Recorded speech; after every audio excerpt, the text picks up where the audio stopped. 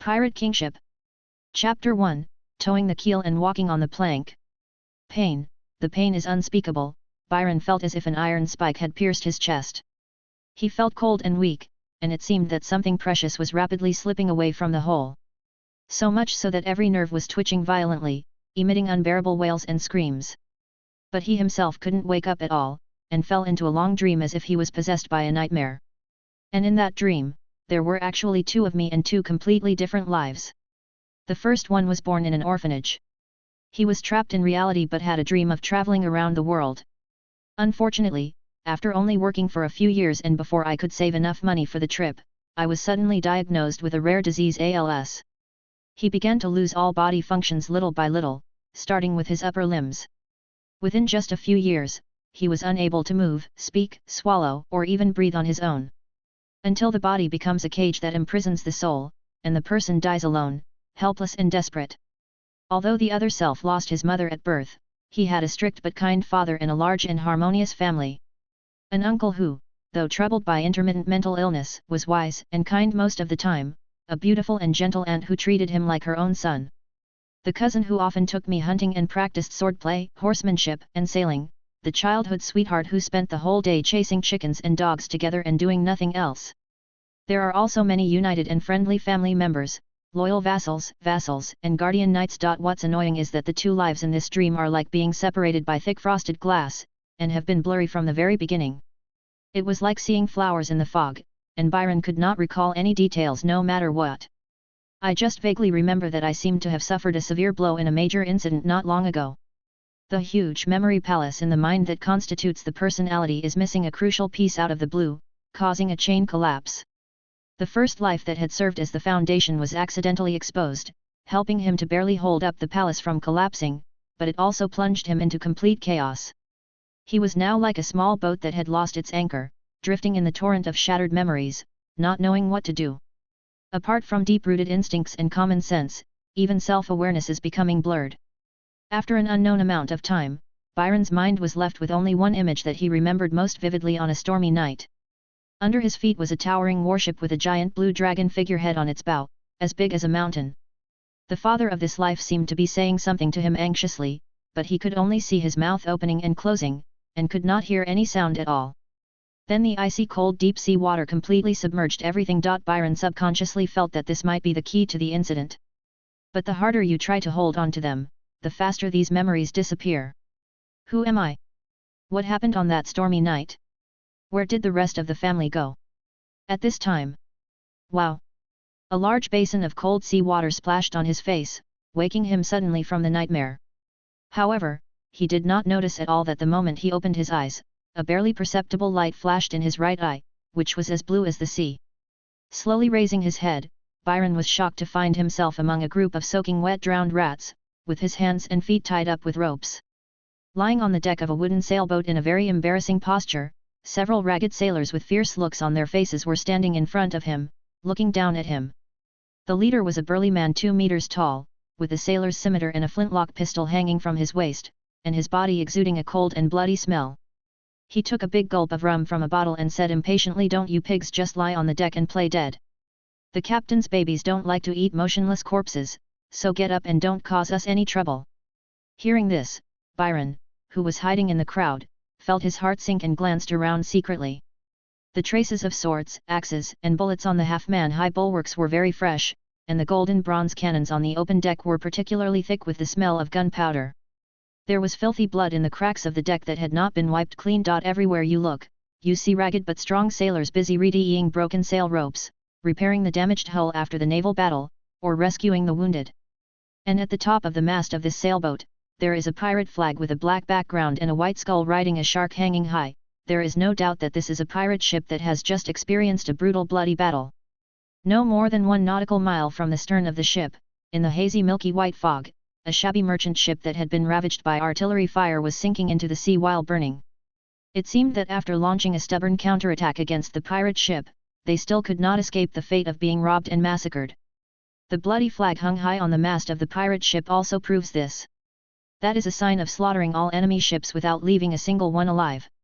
In theory, in order to deter merchant ships that dared to resist them, This bloody execution would be carried out resolutely by pirates, with almost no exceptions. Combined with the pirate leader's words, Byron's heart skipped a beat and he realized that something was wrong. I became a prisoner of a group of pirates? And I'm going to be fed to some pet. Most of the merchant sailors around him who survived the looting were old sea dogs who had been on the sea for many years and had a keener sense of crisis than him. We also have a clearer understanding of how brutal and violent this pirate gang called the Man-Eating Shark, which is active in the North Sea, is. Regardless of the bloody wounds on their bodies, they knelt down and begged for mercy. Mr. Bonebreaker, it was the captain who gave the order to resist. We have all surrendered.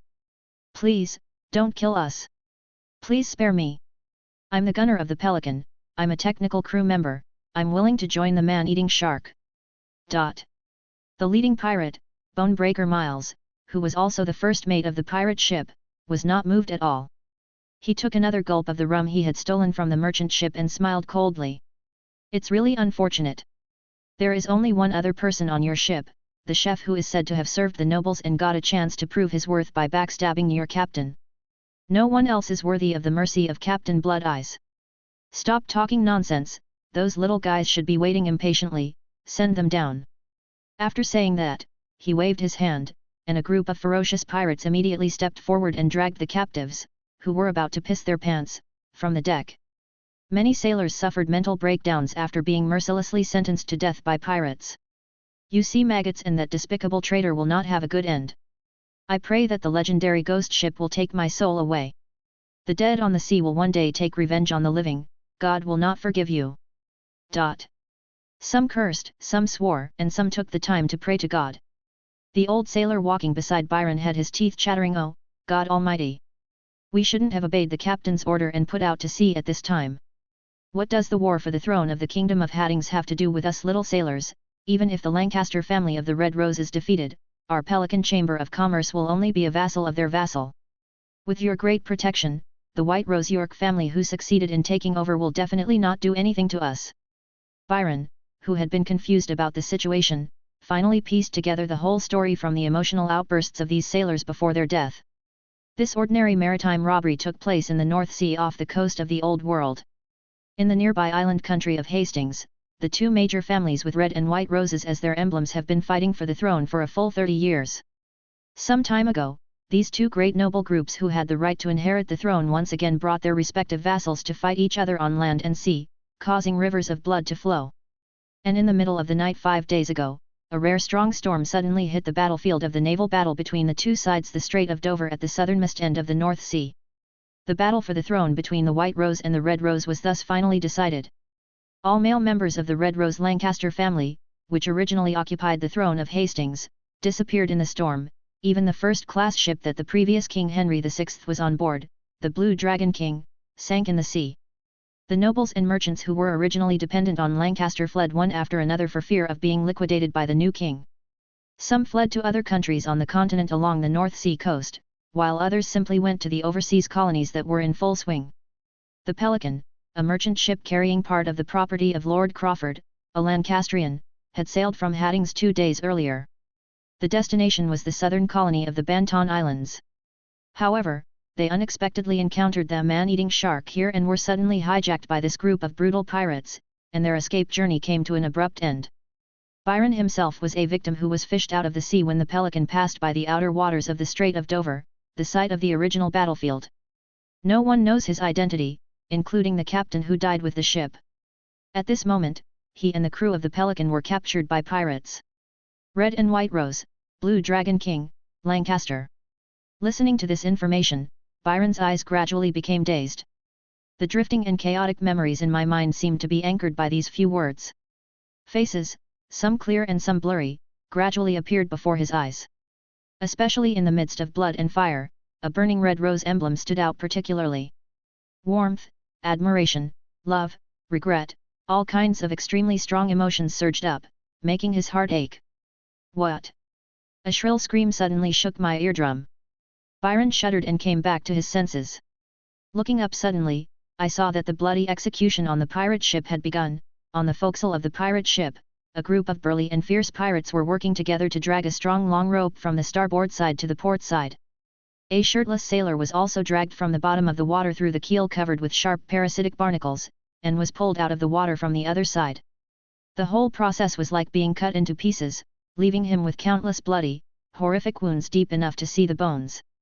The sailor just let out a scream, and before he could even catch his breath, he was dragged from underwater to the other side. After going back and forth 2 or 3 times, his body was in tatters and no longer looked human. Even the sea water near the bow turned a thick blood color. This is one of the most dreaded punishments for sailors at sea: keel dragging. What's even more horrifying is that, as if attracted by the smell of blood, a large black shark fin as sharp as a blade suddenly rose from the sea. They drew white lines on the sea surface and swarmed in the blink of an eye. Obviously, this is the pet raised by the captain of the man-eating shark mentioned by the first mate Miles. At the same time, a long wooden board extended from the side of the ship. A group of pirates wielding scimitars drove several merchant sailors with their hands and feet tied, moving little by little to the end of the wooden board. He did not forget to make bloody wounds on their bodies. Whether praying or cursing, the sailors all ended up stepping on empty air and falling into the surging waves with screams. After a bloody scramble, they all disappeared into the sea. Seeing their companions die one after another in the mouths of sharks, despair spread among the remaining sailors. This kind of helplessness of having to wait for one's execution is simply maddening. Some of the experienced old sea dogs have realized that this group of pirates are not simply executing them, but are holding an extremely cruel blood sacrifice ceremony. Compared to that rubber boy who looks like he's playing house, this is the true face of a pirate. Standing at the end of the sailors, Byron, with an equally grim expression on his face, subconsciously said something that puzzled others, and even himself. He was pushed roughly onto the narrow gangway by the pirates. Just a few steps away from your feet are the surging blood-red waves and dozens of bloody mouths with sharp teeth. Byron's scalp went numb as he smelled the pungent smell of blood. If nothing unexpected happens, he may never have the chance to regain his memory and discover the lost truth. Chapter 2. The Last Lancaster. Pft! Byron was driven into the sea by the bloody scimitars in the pirates' hands and turned into the last wave that disappeared on the sea. The burly first mate, whose bloody smell seemed to have become even stronger, laughed wildly. "Thank you for the kindness of Miles Bonebreaker. There is no need to use more human blood and the sailor's fear of death to summon man-eating sharks. Walking on the plank is much more comfortable than dragging the keel, ha ha ha ha." Soon, after eating their fill, some of the sharks' eyes began to glow bloodshot, and as if being directed by some invisible force, they swam around the pirate ship in a perfect circle. Looking at them, Miles' eyes were filled with heat. Although if you want to command them to conduct reconnaissance and combat operations like the sword-carrying guards of a pirate ship, you need to sacrifice human blood once every 3 days. But no matter how high the price is, it is extraordinary after all. It will be soon. As long as I follow the captain for a few more times, I will have a chance to be granted this magical power by Lord Blood-Eye. After saying that, he turned around and left, not worrying at all that any of the sacrifices would survive after walking across the gangplank.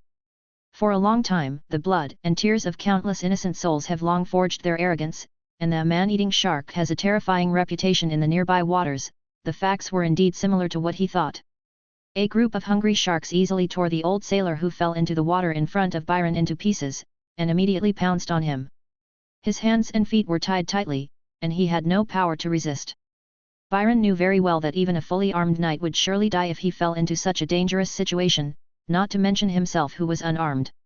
When I saw the scarlet light in the shark's eyes, my heart became even colder. Not an ordinary beast, but an extraordinary one. Relying on the common sense remaining in his mind, he vaguely felt that he had witnessed extraordinary powers many times before, and the scene before him was not surprising at all. But knowledge alone was of no help to his situation. All he could do was watch the sharks open their mouths, creating turbulent whirlpools in the sea and coming towards him to bite him fiercely. For a while, the mottled sea surface reflected blood, the black fins rolled up turbulence, the bloody mouth opened, and hundreds of dagger-like teeth flashed cold light. Byron's pupils, as blue as the sea, suddenly contracted, and his thoughts accelerated. It was like suddenly being caught in a replay of life before death in the story. Anchored by the few words heard from the sailor, the 2 memories from the previous dream once again stirred up from the bottom of my heart. A young man suffering from ALS, who was emaciated, was lying on the hospital bed, looking at him with extremely bright eyes. I never want to experience the loneliness of lying alone in a hospital bed helplessly waiting to die again. I want to run, jump, swim and have adventures freely. Go see the glaciers, deserts, auroras, vast forests, and endless seas of this world. If I could die in the stormy sea one day, it would be the perfect redemption for me. Another young man, sweating profusely, was wearing armor and swinging a heavy sword with every move, and he would not stop until he was exhausted. The hard training since childhood has made the boy's tenacious fighting spirit engraved in his bones. He brandished his sword and shouted, "Knights, move forward bravely. It is a shame to be stabbed in the back." The two figures suddenly overlapped, instantly blocking the hole in Byron's consciousness that was tormenting him. At the same time, something unexpected happened. Ever since he fell into the sea, the blue light that had reappeared in his right eye seemed to have finally reached some kind of prerequisite and burst out from his pupil.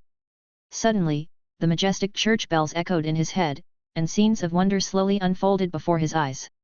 The sun rises in the east and sets in the west, clouds roll in and out of the sky, the tides rise and fall in the ocean, and all things on earth grow. In ancient times, tribes used slash and burn farming, bipedal dragons hunted at will, and groups of knights formed a steel torrent to sweep across the battlefield. From the beginning of human beings to the present day, endless images washed through Byron's consciousness.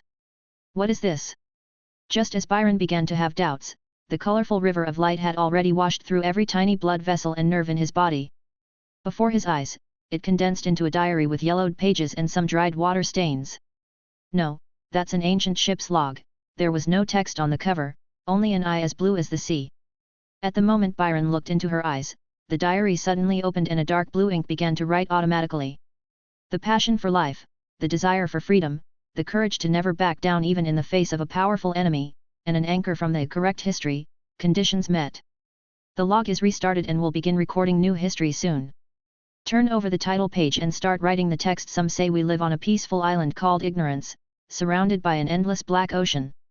Maybe I shouldn't have set sail from the beginning. But we have to. The log will record the captain's exploration of every unknown and secret, and grant gifts of spirituality and entries.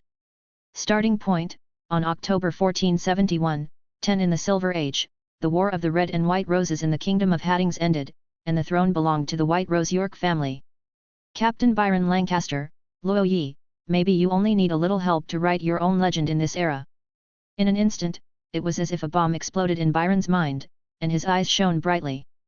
I am the time traveler Lo Yi, and also Byron Lancaster from the Kingdom of Haddings? Lancaster of the Red Rose. Lancaster usurped by others.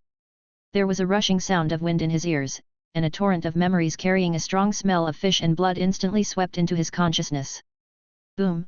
A bolt of lightning pierced the night sky. With the help of the light, Byron saw himself wearing a trainee officer's uniform and appearing on a sailing ship as big as a mountain. Several flags hung on the topmast fluttered in the strong wind, the Black Blood Cross flag representing the Kingdom of Hastings, the Red Rose Noble flag representing the House of Lancaster, and the sword of the King's flagship.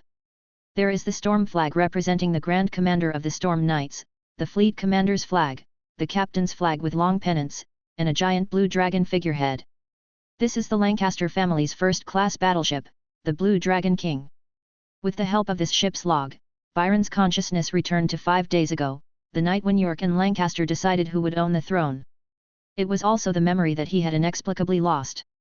Before today, the two fleets, bearing the red and white rose emblems respectively, had been fighting for several days in the Strait of Dover at the southernmost tip of the North Sea. Just like the intermittent 30 Years' War in the past, it was always difficult to determine the winner. In the mouths of those sailors. This night, a sudden storm will completely bury the entire Lancaster. However, as the once lost memories are revived little by little, Byron, an eyewitness, knew clearly that it was not a storm that defeated Lancaster that night, but not good. His face changed drastically and he was about to turn around and rush into the cabin. Even though I know that what happened 5 days ago is of no use, I still fantasize about what I can do. Unfortunately, that disaster has once again arrived as expected. Toot toot. From the depths of the storm, a nauseating and chaotic flute sound suddenly penetrated the rain curtain and entered Byron's ears. The sea water where the Blue Dragon King and the Red Rose's fleet were located was also quickly dyed black by an unknown substance. It seemed as if a huge monster was lurking in the darkness, emitting a sticky and low roar, and emitting a horrible stench that almost penetrated into the bone marrow, except for Byron, who was on duty that night and stayed on the stern deck the whole time. Across the entire fleet, all the sleeping Lancasters suddenly opened their eyes together. They walked out of the cabin with wooden faces and went onto the decks of their respective warships one by one. Among them are Byron's father, Prince Edmund Lancaster of Thornburg, and his uncle, the current King of Hattings, the Mad King Henry VI. However, the naval soldiers who were supposed to be on duty had already lost consciousness and lay on the ground in a mess. Tragedy repeats itself. Starting with ordinary people who did not yet have extraordinary ranks and had the weakest resistance, the Lancasters jumped into the dark sea one after another. It disappeared on the sea surface without even a splash of waves. No one is exempt, even those mid and high sequence extraordinary people in the family regained consciousness briefly under the crisis of sea water and death. It was as if a deep sea ghost grabbed his ankle. His whole body immediately stiffened and he sank into the freezing abyss without any power to resist. It seemed that in that pitch-black seabed, there was a fear that had solidified into something. Can't beat it. Can't hide from it. Can't escape. Byron once again felt deeply powerless and hopeless, and finally heard clearly what his father had said. Before he was forced to sink into the sea, he activated the extraordinary ability of the Storm Knight, summoned a gust of wind, and threw a golden seal ring representing his family heritage to himself. He shouted anxiously, "Danger comes from dreams, Byron, run away." Unfortunately, not having fallen asleep in the first place did not save him from the disaster. It was only a few breaths late before the Blue Dragon King, along with the Blue Dragon King, was dragged into the water by the endless black shadow, following the footsteps of other family members. Just at the last moment when Byron's consciousness was gradually becoming stiff and he was about to fall into darkness. With the reflection of thunder, one could vaguely see some huge silhouette on the seabed that seemed to be difficult to describe in words, quietly dissipating like bubbles in a dream. Also disappearing along with it was the memory that carried the secret, and even his consciousness. The only difference from other family members is this. He is actually a time traveler from another world. When the surface consciousness suffers a severe blow from dreams, the previous life that has been acting as the foundation and has not awakened is instantly revived. It barely filled the gap in his consciousness and saved half his life. He also became the only survivor of the Lancaster family. Drifting to the outer waters of the Strait of Dover due to the chaotic ocean currents on a stormy night, it was involved in the robbery of the Pelican by the shark. It was not until this logbook was activated under specific conditions that the memories that were swallowed up by the unnamed thing were recovered, or the secrets that no one was allowed to record, let his two lives come together again. And this magical navigation log seems to be hidden in the memory of Luo Yi in his previous life. However, Byron, Luo Yi, who has finally found himself, has no time to think about what unknown secrets are hidden behind this memory. Eyes flashing with ferocity. Revenge. At the same time, the logbook continued to write automatically at a rapid speed. Captain, you have glimpsed the secret of a great historical turning point, the shadow of the Red and White Rose War, with a historical influence of 31%. If the House of York really had the power to easily destroy Lancaster, why didn't they do it in the past 30 years? The blood feud of usurping a country and exterminating a clan is obviously not just a war of succession to the throne. Based on the level of influence of this secret, and the reward for completing the first decryption, you obtain your first entry historical revisor, which can be activated after officially taking up any extraordinary profession, and your spirituality is greatly improved. Legend has it that the pirates of the Baidiwan people, who once plundered the entire world, always abide by their racial motto, revenge is a must. The ancient Bay people's blood in your body is gradually boiling. Spiritual sublimation begins. Chapter 3, Logbook, Silver Law. Wow! As the last character fell, layers of silver-white waves spread across the cover of the ship log and instantly rushed into Byron's body. The warmth healed the scars left in his consciousness like a mother's hands. The spring breeze and rain quickly nourished his soul. Something invisible that originally only flowed in the mind suddenly broke the boundary between the spiritual world and the material world. After a thunderclap, Byron suddenly heard someone singing the ancient epic of the Northland Bay people in his ear with a voice as rough as sea salt. The sails met with a strong wind. Fluttering and spinning, death is the helmsman's roar, never spare the enemy's life. We use iron keels, slam the enemy ship hard. The boat pitched and rolled, sinking into the dark heart of the sea. In the deepest part of his soul, a seed began to take root, sprout, and grow. It also lifted his consciousness up rapidly from his brain until it blossomed and bore fruit. At this moment, Byron's breathing, heartbeat, touch, and perception all reached the most ideal state for mortals.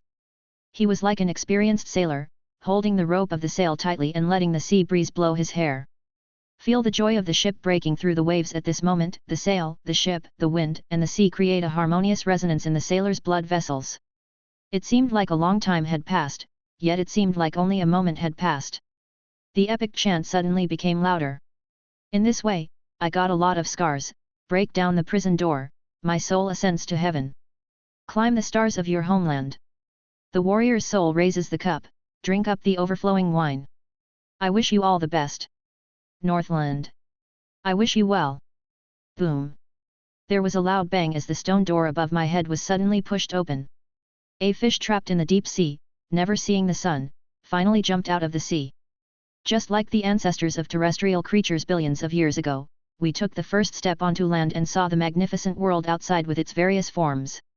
It also allowed Byron to find the fulcrum in his soul, which supported his entire life and character, so that he would never fall into the mundane world again. Spiritual awakening at this point, this moment. Byron clearly felt that he seemed to have an invisible third eye, which could see the wonders that were invisible to the naked eye through spiritual vision. There appeared a third hand that was invisible and intangible, yet extremely flexible. With just a thought, he easily untied the ropes that bound his body. And it is different from the common people in this world, where at least 90% of the population is illiterate.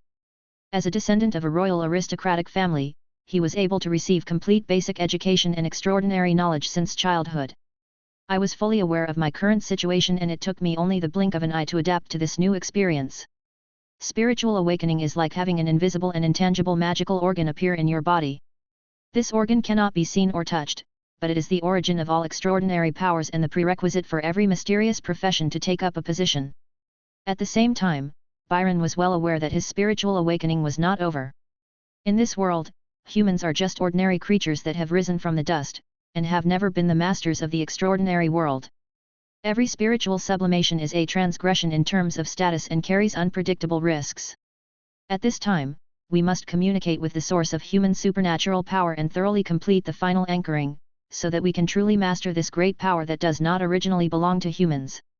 His spiritual vision was fully opened at the first moment, and he immediately saw the huge silver net that covered the entire world, boundless and omnipresent.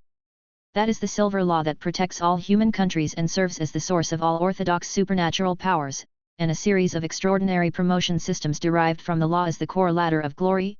However, just as he was about to complete the anchoring according to the extraordinary knowledge he had learned, the awakening process, which had been going very smoothly, encountered problems. Theoretically, there are 7 levels of the silver law, but the first level of the law that he can currently sense seems to be thousands of miles away and cannot be reached at all.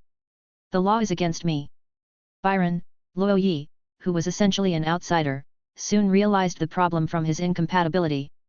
Blessings came to my heart, and I said silently in my heart I am. Byron Lancaster. Define yourself, accept your destiny and responsibilities, and also cast aside your first anchor in this world. The obstacle between him and the silver law disappeared in an instant.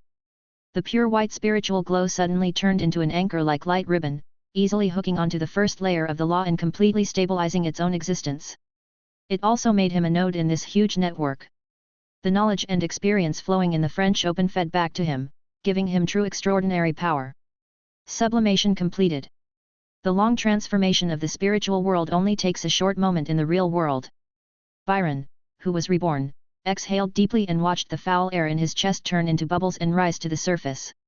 A pair of azure eyes revealed a cold, azure spiritual glow as they refocused their gaze on the group of red-eyed sharks in front of them. In his spiritual vision, the group of man-eating sharks that originally only had glowing eyes immediately took on a different appearance. The shark's body was covered with miserable and wailing red ghosts. Their hands and feet were like tentacles, deeply embedded in the shark's body, like deformed tumors. There were only a few at a time, and dozens at a time. These were obviously the sacrifices eaten by the man-eating sharks, and were also part of some kind of control-type supernatural power. Most of the gifts and abilities gained during spiritual awakening are based on a person's strongest desires and needs. It may not be a fighting ability, but it has the magical power to survive from the brink of death. Just like my cognitive correction. Byron did not dodge again, but instead, according to the knowledge he received from the law, he suddenly activated his newly acquired abilities. The spirit and the body resonated, invisible ripples echoed in his blood vessels, overflowed from his ocean blue eyes, and burst out in an instant. Roll. Hum. In an instant, the man-eating shark that was about to bite Byron seemed to have encountered a sea monster that it could not afford to offend at all, a killer whale. They all turned and ran like crazy. Taking advantage of this opportunity, Byron used his hands and feet to get back to the rear of the pirate ship's stern, a blind spot out of the pirate's sight, and successfully broke out of the sea. He wiped the sea water off his face and turned to look in the direction of the Channel Islands of the Kingdom of Hastings. After his cold eyes flashed for a while, he finally suppressed the urge to secretly go back and take revenge on the White Rose York family. The two lives before and after merge into one, and the personality is also neutralized. Let the originally carefree young people become more mature, sophisticated, and adaptable. I know that the most useless thing in the world is unrealistic talking in dreams. Although he longed for a magnificent life in which he could pursue freedom, he might even be buried in the stormy waves. But rushing forward without thinking is not bravery. Unless he can figure out what exactly happened to that disaster and has the power to challenge a country. Thinking of this, Byron subconsciously looked at the ship's log that was parasitic on his right eye. He has learned about the ability of this journal, the echo of history. The captain can record and trace the history of related things or experience an event in person, and get a glimpse of the hidden unknowns and secrets. And depending on those hidden historical influences, they will gain spiritual advancement or be given an exclusive entry. No matter how absurd the entry is, as long as it is written in the diary, it will interfere with reality and bring him real power. Influence: 0-10 from one person to a village or town, 10-20 from one city or place to an entire region. 20-30 from a certain region to a country. If it is greater than 30, it will begin to affect the continent and even the entire world. Secret: the shadow of the Red and White Rose War, with a historical influence of 31%, means that it is enough to have a continent-wide influence, and the feedback given is also exceptionally generous. As Byron watched, dark blue ink slowly wrote a line of seemingly ambiguous hieroglyphics on the ancient cover of the diary. Write the truth and never lie. It looked like it had the spirit of an ancient historian, but he had confirmed that the log itself had no intelligence, could not communicate, and could only rigidly execute rules. As Byron's spiritual awakening, this diary also opened up the memory area belonging to Luo Yi in his previous life. All those words were transformed into the Chinese characters that he was most familiar with and that only he could understand. According to his reading habits, the writing style of the diary also changed abruptly. Captain, Byron Lancaster bloodline, by Daiwan Min, direct descendants of Dragon Blood Bather, King title, Blue Dragon King Reinhardt, founder of the ancient North Sea Empire. Proverbs: revenge must be taken. Title: the last Lancaster, the son of Edmund Lancaster, Prince of Thornburg, 7th in line to the throne before Hastings, and now a revenger with nothing left. This title may allow you to gain unexpected gains when experiencing events related to the Kingdom of Hastings, the Northland Bay people, dragons, Lancaster, etc. Some people are born as cattle and horses, but you were born in Rome. Every step you take is getting further away from Rome. It's a pity that your great Rome has fallen. Obtain title special effect: York's enemy will be hunted down forever and the fight will not stop until you die. The closer you are to Hastings' sphere of influence, the stronger the effect. Legend: 12. This is a supernatural world with various prophecies. The news that you are not dead has apparently spread in a small circle in Hastings. Please give up your fantasy and run for your life. Spirituality: 1. Already awakened, although at the age of 17, it is not an incredible genius to achieve spiritual sublimation on his own without the use of spiritual awakening potion or spices. But compared to those people who have no hope of becoming extraordinary in their lifetime, and another Avenger who saw his entire family being annihilated and opened a Megatama in anger, he is much stronger. Occupation: not employed class, none crew, none talents. Cognitive correction: the strongest desires and needs are awakened based on spiritual sublimation.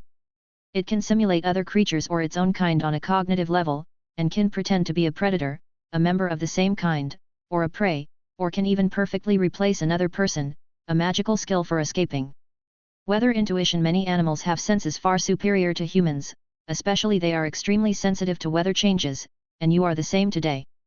Additional abilities come from the blue dragon blood of the royal family, which is becoming increasingly rare after nearly 1,000 years of inbreeding. Even if you catch a cutlass fish from the sea, it smells stronger than you.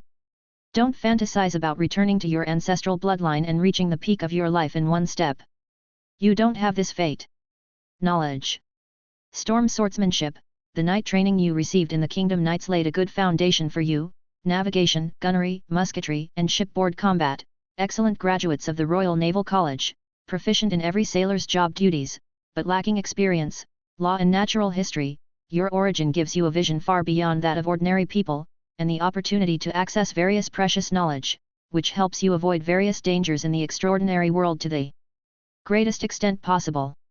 You should be glad you're not a curly-haired baboon, a hellish start, Hittite sun script and runic script. Knowledge is the source of the supernatural, and ancient script is the key to unlock the supernatural. Each type of knowledge corresponds to an extraordinary sequence under a certain ladder of glory. Obviously, even if your family is destroyed, you still have far more choices in your life than ordinary people. Secret, Shadow of the Red and White Rose War, you have discovered part of the truth of this world. Historical influence 31%, deciphering density 11%, additional entry, historical modifier, not activated. Special note. In this dangerous world, no human being can cross the ocean by flesh and blood alone. Captain, please get a ship as soon as possible, or become a crew member on a ship, and officially start writing your own navigation log. Chapter 4. New Identity. Byron's own abilities and situation were clearly shown in the logbook, which allowed him to quickly think about his future path. For me now, improving my extraordinary strength is my top priority. 2 innate abilities that can be activated at any time without consuming spiritual energy. Cognitive correction. Even though there is an upper limit to the correction, it is currently only effective for low-sequence extraordinary people, and it is still a first-class life-saving ability. Weather intuition is a magical skill that sailors and navigators dream of. But if I want to escape or even seek revenge, these 2 talents are far from enough. It is necessary to complete the employment as soon as possible and obtain at least 1 rank in the combat type extraordinary sequence to have the initial ability to protect oneself. By the way, activate the entry given in the log history revisor. And I happen to have a key prop that can be used for the inauguration ceremony. Byron thought of this and raised his left hand. But he found that the family seal ring that should have been worn on the index finger was missing. However, he immediately calmed down when he found that even the sapphire buttons on the cuffs of his shirt were missing. I was first rescued by a merchant ship, and then captured by a group of pirates. I was dreaming to expect them to leave my property alone. But no matter who takes them, they will eventually be gathered on this pirate ship. After just a moment's hesitation, he made up his mind. First, retrieve the personal belongings looted by the pirates from the man-eating shark, especially the most important family seal ring. I can only rely on this medium, which has extraordinary power and symbolizes the royal power of the House of Lancaster. Only then can we complete the inauguration ceremony of the next extraordinary career and block the York family's subsequent possible divination and pursuit. Take the pirate ship and leave the coast of Haddings as quickly as possible. After that, there will be countless opportunities waiting for me, whether I go deep into the vast North Sea or go to overseas colonies. I have the ship log to help me, and I can grow quickly as long as I keep exploring the unknown world. It perfectly fits the present age of exploration, which has just started for less than 100 years and still has countless blank spaces on the map. Excluding the navy path that is self-defeating, other privateering captains, pirates, independent adventurers, bounty hunters, can all do it. Byron grabbed the carved decoration of the pirate ship's stern veranda and climbed up silently. At the end of the diary, a line of ink was written: although Lancaster's hatred is temporarily hidden, there will be a day when blood and fire will be sung together. At the same time, in the kitchen of the lower cabin of the man-eating shark, a young man wearing a white chef's hat and holding a kitchen knife was standing blankly in front of the chopping board. Listening to the screams of the merchant sailors outside the porthole, which went from high-pitched to weak and then to silent, he muttered to himself with a somewhat crazy expression, "I did nothing wrong." The captain insisted on ridiculous chivalry and swore to defend the property of Lord Crawford, the backbone of the now extinct Lancastrian party. When he insisted on retrieving the victim of unknown origin who was holding the wooden board from the sea, I told him that the 8 virtues of chivalry are all jokes. On the dangerous sea, an old antique who can't adapt will not survive for long. If the captain hadn't risked his life and led the stormtroopers to attack the pirate ship, I wouldn't have shot him in the back. Legend has it that the captain of the man-eating shark, Salmon Blood Eyes, is cruel and ruthless, and is also a powerful supernatural being. Once you provoke him, everyone will die. Now, at least I'm alive, and that's totally worth it. But when he slowly lowered his head to look at the ingredients on the chopping board, his expression gradually turned into panic. "But I'm just an ordinary sailor and a part-time chef. Even the crude crew members on the ship complain about my cooking skills. How can I cook any exquisite aristocratic dishes? What's more, who doesn't know that the thinnest book in the world is the cookbook of the Kingdom of Hattings? Unless I go to the neighboring Iris Kingdom for further studies, how can I possibly satisfy that brutal Captain Blood Eyes? The pirates told me to get ready, as they would take me to meet the ferocious Blood Eye in a while, and ask me to learn about his taste and prepare meals. What should I do? What should I do? The young man paced back and forth anxiously, making the lower deck thump. It was not difficult to guess that this young man was the only chef on the Pelican merchant ship who had a chance to survive as mentioned by the first mate Broken Bones Miles. But the prerequisite is that he must be able to use his experience of serving nobles to conquer the picky taste buds of Captain Blood Eyes Salmon. It's a pity that he is just a boastful fake. He was terrified at the thought of the rumor that this pirate captain would eat living people like the cannibals in the story. After looking around for a while, he found that the kitchen was empty and no pirate noticed him. He took a kitchen knife and tentatively moved closer to the porthole. I was just about to stick my head out to see if I could jump into the sea to escape. However, because he was worried that the sharks that had eaten his companions might not be full yet, he quietly retracted his head. The character of a man caught between two extremes is portrayed vividly. Seeing the time passing by, the pirate's footsteps were heard outside the kitchen again. He finally gritted his teeth, plucked up his courage, and carefully stuck his head out. However, a big hand as strong as an iron hoop grabbed his neck from under the porthole. Click! Without even a chance to beg for mercy, his neck was ruthlessly broken. Before the chef's eyes went dark and his consciousness completely faded, he heard a calm, cold voice. Traitors must die. It was Byron, who had just climbed onto the pirate ship from the stern, who happened to hear the mumbling of the last survivor of the merchant ship. Act decisively without hesitation. Then he grabbed the chef's broken neck and dragged his entire upper body out of the porthole. Seeing that he was still holding the kitchen knife tightly in his hand, Byron knew that if he had not been decisive enough, he would have been injured by now. He reached out and grabbed the kitchen knife, and without batting an eyelid, he cut several deep bloody wounds on the chef's body, then threw the body into the sea. He kept watching the other party disappear without a trace in the mouths of the swarming man-eating sharks. Then he turned over, crawled through the porthole and came to the kitchen. He picked up the chef's hat that the other person had dropped when he was struggling, flicked the dust off it, and put it on his own head. As he turned around, a blue light like the sea shone from his deep eyes, and Byron's temperament changed drastically between breaths. It is his talent cognitive correction. I think in the current usage scenario, it is more appropriate to call it psychological disguise. He looked at his hands. Although his appearance had not changed, the image, name, and temperament of the chef, all the characteristics were modified into him. In the eyes of everyone who saw him, he was just the cook, and Byron himself completely disappeared from this world. Just like a person who is born red and green color blind, he cannot realize that he is color blind until someone tells him. Although this status is not high, and it is not as high as the pirate officers such as the first mate, second mate, helmsman, and gunnery officer on the ship, but I am a newcomer like me. There is no memory of communicating with pirates, and there is no need to inherit the original interpersonal relationships. I am the best candidate to join the man-eating shark and take a ride on it. Bang! Just then the kitchen door was suddenly pushed open from the outside, and a pirate who looked very young walked in. When he saw the figure wearing a chef's hat, he was slightly stunned, and then he greeted him very naturally. New chef, the great Captain Blood Eye is waiting for you, follow me quickly. By the way, I haven't asked you what your name is yet. The latter straightened his clothes and gave the young pirate a friendly smile. Byron, my name is Byron Tudor. Chapter 5. Secrets, Captain Salmon's unspeakable secret. The ship's log shows that Byron, the last Lancaster's legendary degree is 12. It is equivalent to the level of fame spreading throughout a region. His name must have been circulated among the upper echelons of the Kingdom of Hastings, especially within their mortal enemy, the House of York. Maybe even a wanted warrant has been issued. But Byron was not at all worried about exposing his identity because of a mere name. This is because about 1,000 years ago, the Church, which had the supreme status in the Old World, issued a strange decree. All believers can only choose one name for their children from the 65 male names and 48 female names in the Gospel of Creation, and are strictly prohibited from choosing any other name. Even the royal family, who are of noble status, have no privileges. This decree lasted until 18 years ago in the Silver Age of 1453, when it was abolished. but its influence continues to this day.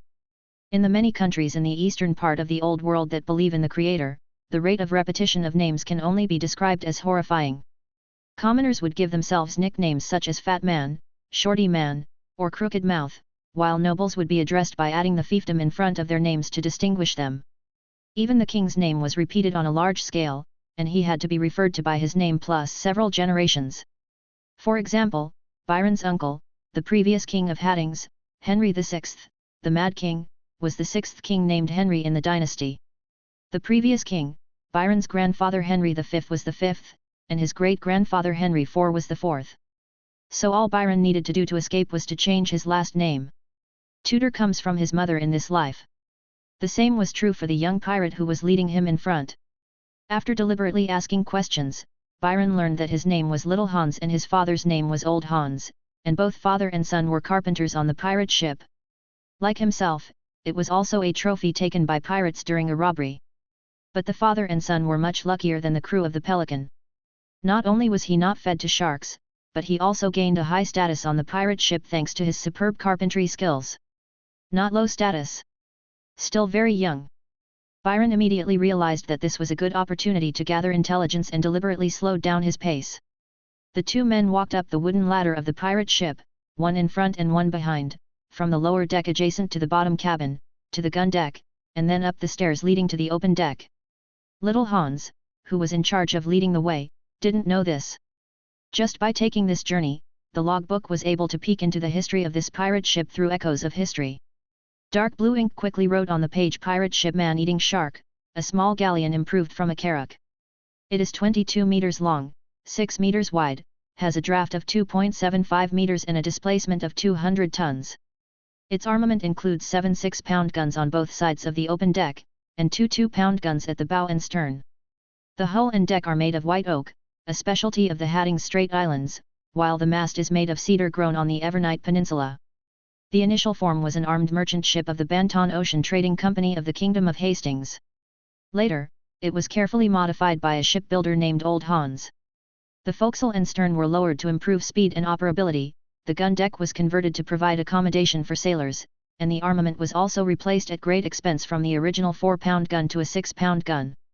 Whether in terms of speed, firepower, or personnel, it is more than enough to suppress other merchant ships of the same type. The estimated value is about £10,350, which is slightly more expensive than the Level 6 cruiser built by the Admiralty, but far less than the Level V ship, and the combat effectiveness gap is even greater. But if it is used as a vehicle for a novice captain, it is the perfect choice. Within a 3-meter radius around him, every item that Byron pays attention to will generate a detailed material record in the log. It is equivalent to carrying an experienced appraiser with you. As long as it is an ordinary object that does not involve supernatural powers, Byron can find out most secrets just by taking a look. But if you want to explore the secrets of extraordinary things or events, you must consume your own spirituality to get some hints of varying depths. Then, like a detective, use conventional methods to unravel the mystery bit by bit to uncover the final secret. Seeing the reminder in the logbook, Byron was certain in his heart, patted the polished wooden handrail beside him, and casually exclaimed, "The Banton Ocean Trading Company's carrack merchant ship is a very mediocre ship." But the shipwright's advanced skills gave the ship a new life during the later renovation. I had previously served as a noble butler to the noble Lord, Lord Crawford, and had the honor of serving with him for a time in the Channel Fleet. I know many shipwrights who are very famous in Hattings and even in the Old World. In my opinion, only the ship engineers with the high tower sequence craftsman profession in the Royal Shipyard can have such exquisite skills. As expected, out of the corner of his eye, he saw the uncontrollable smile on little Hans' face. Even the acne mark on the tip of his nose was slightly red with excitement. She did not have the reservedness of the Orientals in Byron's memory. Instead, she happily took his hand and said excitedly, "Mr. Byron, I didn't expect you to have such a good vision and to be knowledgeable about shipbuilding technology. To tell you the truth, the shipwright who rebuilt this ship was my father. He has always been my idol and role model. Although my father was never able to achieve spiritual sublimation and become a craftsman in the high tower sequence. But if we only talk about the experience and skills in shipbuilding, we will never lose to those famous bigwigs. My father would be very happy if he knew that someone appreciated his work so much. We must have a nice drink when we get back from the captain's." Byron then pretended to know nothing at all and said in surprise, A master shipbuilder is right next to me. Then he waved his hands. I am only speaking the truth. Anyone who has studied sailing can see at a glance the excellence of this pirate ship. However, I would be honored to meet a master. Wear it 1,000 times, but never wear it. A craftsman is most proud of his cooking skills for a living, and praising his skills just hits the spot. Every qualified father is an idol in the eyes of his son, and his son is happier to have his father's ability recognized than to have his son recognized himself. If you praise your son in front of a father, the effect will be better. And the one who praised them was a noble butler who had always served the upper class of the kingdom and had seen a lot of the world. It is completely different from those vulgar outsiders who know nothing. Byron just gave a simple compliment that flattered the other party, and he stacked up a triple buff. Little Hans, who was not very scheming, was instantly overwhelmed with affection for him. He subconsciously followed Byron in slowing down his pace and opening up his own conversation. Not only did he enthusiastically explain the facilities on the ship along the way, but he also introduced the precautions on the ship to the newcomers one by one. Byron would chime in from time to time, silently solidifying his own persona. A noble butler serving Lord Crawford, who is not only proficient in cooking, but also knowledgeable and eloquent, making people feel like spring breeze. He even told some interesting stories about the lords and upper nobles of the kingdom from time to time, so that little Hans could not hear any flaws. Little did the young man know that the original chef was actually a boastful impostor. This impostor Byron was not only a descendant of a great noble family, but even Lord Crawford was a close retainer of Lancaster. There is no need to act out a new identity at all. However, no matter how long the road is, it will eventually end. Little Hans, who seemed to have a special affinity with Byron, had a complicated look in his eyes and seemed to be hesitant to speak several times. It was not until they were about to step onto the open deck that he mustered up the courage to whisper, "Mr. Byron, there is something, peculiar about the captain's appearance. When you meet the captain later, don't lose your composure. The captain hates being looked at strangely the most. Besides..." A trace of fear flashed across his eyes, and he lowered his voice a bit. "Do you know why there is a shortage of chefs among all other positions on the ship? On this ship, although other positions may be life-threatening from time to time, the chef is undoubtedly the most dangerous position, no doubt about it. Since I've been on board, I've never seen a cook survive more than a month in the hands of a captain. Most of them would disappear within a few days, never to be seen again. If you are not completely confident in your cooking skills, you can constantly bring fresh ideas to the captain. It's best to find a scapegoat as soon as possible and take off this chef's hat. Danger." Hearing this, Byron couldn't help but stop. He didn't expect that behind the job interview, which should have been very easy for him, there would be such a weird thing. What was even more unexpected was that the logbook hidden in his right eye suddenly began to write automatically again. At the end of the page, after the only blood-red extraordinary record, secret, the shadow of the Red and White Rose War, historical influence 31%, decryption density 11%, a new record was formed. You discovered a new secret. The unspeakable secret of Captain Blood-Eyes Salmon, perhaps it will change the fate of hundreds of people on a ship, historical influence 4%, solution density 8%. Chapter 6. Foodies. After boarding the ship, Byron never saw the notorious pirate Captain Salmon Blood-Eyes in person. But people had already deduced that he was an extraordinary being from his red-eyed shark pets. Logbook. It is not possible to peek into Salmon's history as easily as looking into ordinary things. That's why he wanted to get information through little Hans. But unexpectedly I discovered a new secret. The first extraordinary secret, the war for the throne of Hastings, the shadow of the War of the Red and White Roses, although it gave Byron excessive feedback. Historical revisor. But the level of secrecy involved was so high that he could only see it but not eat it before completing the inauguration ceremony. Secret, the unspeakable secret of Captain Blood-Eye Salmon is just right, with a historical influence of only 4%. As long as I can solve his secret, my spirituality will no longer need to accumulate and settle, and I can directly hold the inauguration ceremony of the Ladder of Glory. So, when Byron heard little Hans' advice, he was not afraid, but was eager to try it. Of course, I didn't forget to thank him sincerely. Cheers. Drink. The fresh beer on the Pelican is still the best, and there are sausages and white bread. Finally, we don't have to eat those maggot-infested biscuits anymore. When Byron followed little Hans onto the open deck, he saw a group of pirates who had just successfully looted and were having fun. Except for the helmsman, sailors on duty and other necessary personnel for sailing, most of them were holding bottles of wine and drinking heartily. The ship's stockpile of biscuits and bacon was thrown far aside, and replaced by fresh food snatched from the Pelican. As a former naval trainee who graduated from the Royal Naval Academy, Byron was accustomed to this scene. Whether it is pirates, merchant sailors, or naval soldiers, the living conditions are far from as good as described in legendary stories. The situation of sailors is actually similar to that of prisoners, but they have a greater possibility of drowning than prisoners on land. The worst prison is 100 times better than the hold of a sailing ship. The ship reeked of hell, stench, resentment, fear, fever, dysentery, headache, heat, tuberculosis, scurvy, cancer, and mouth ulcers. Limited medical care has turned many minor illnesses into terminal illnesses. The fresh water stored in wooden barrels in the bottom hold will spoil and stink in a short time. But on a ship with a fuel shortage, drinking boiled water is a luxury, and usually only the wounded can enjoy this privilege. Others could only drink rum mixed with sour water, or simply replace water with low-alcohol liquor. The food they ate was even worse, with oversalted meat and damp, rotten biscuits being their staple food. Every time I eat, I have to endure great physical discomfort to stuff rotten, maggot-infested food into my throat. Byron heard more than one sailor quip with a hint of bitterness, black-headed maggots taste cool, not bitter like weevils, and taste good.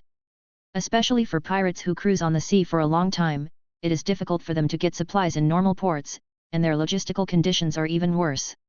Naturally, few people would take this path voluntarily unless they could not survive on land or wanted to escape legal sanctions. There are few heroes on the sea, but villains are everywhere. It is common for armed merchant ships to transform themselves into part-time pirates. The two men struggled to squeeze through a group of smelly pirates and walked to the rear deck where the view was the widest. A huge wooden table was placed here, filled with the food supplies looted from the Pelican, including fruits, peas, beef, lamb legs, and drinks. A spherical figure surrounded by many pirate officers was eating with relish. Byron could tell without little Hans's eye contact that it was none other than the supreme being on the ship, Salmon Blood-Eye. The first time he saw him, Byron knew why little Hans said he should be careful not to lose his composure. This is a fat man. A fat man who is only about 150 centimeters tall but weighs at least 150 kg, the wide wooden chair under his butt creaked as he pressed down on it, and the silk aristocratic dress on his body was filled to the brim with his white fat. On his round face, his eyes were squeezed by fat until only two thin slits remained. It seemed that the title Blood Eyes had nothing to do with him at all. And even though he has become so fat, he still continues to eat a lot. He swallowed a beef rib in one bite, a whole lamb leg with skin and bones in 2 bites, and even took the time to pour a whole bottle of rum into his mouth. There was also a nimble young pirate next to him, constantly sending shelled crab meat to his mouth. Apart from the wine and meat, the fruits and peas on the table were untouched. Byron had an inexplicable premonition that if anyone dared to stop the captain from eating, something terrible would happen. After standing quietly in front of the Blood-Eye for a long time, the fat captain finally had time to turn his head and look him up and down. Suddenly he smiled dangerously, revealing a mouthful of overly sharp teeth. "New chef? Once you board this pirate ship, you will be a member of the man-eating shark. As long as you abide by the 10 commandments of pirates on the ship, you don't have to worry about your safety. Under normal circumstances you don't need to participate in the battle, your main responsibility is to cook for me. If you can take care of others, the brothers on the ship will be grateful to you. Of course. I am a gourmet and a little picky about food. The most important element of food is freshness. I hope you won't let me down." He spoke in a gentle and polite manner, and was not as scary as little Hans described. It's hard to even imagine that this is a brutal pirate captain. Moreover, the pronunciation is clear and it does not affect eating at all. This kind of ability is really impressive. Byron didn't care about the freshness that little Hans had repeatedly reminded him of. With the awakening of his spirituality, all his memories of past and present lives came to mind vividly and clearly, including countless recipes he had seen before. If you ask how long the recipes in Byron's mind are, it must be longer than the life of Blood-Eye Salmon. The so-called freshness is no pressure for him at all. Like a true noble butler, Byron saluted Salmon with his hands on his chest, confident yet respectful. "At your service, Captain." The impeccable etiquette made the latter's eyes light up, and his eating movements became more elegant. However, just as he straightened his back subconsciously, the rolled-up sleeves of his silk shirt fell down.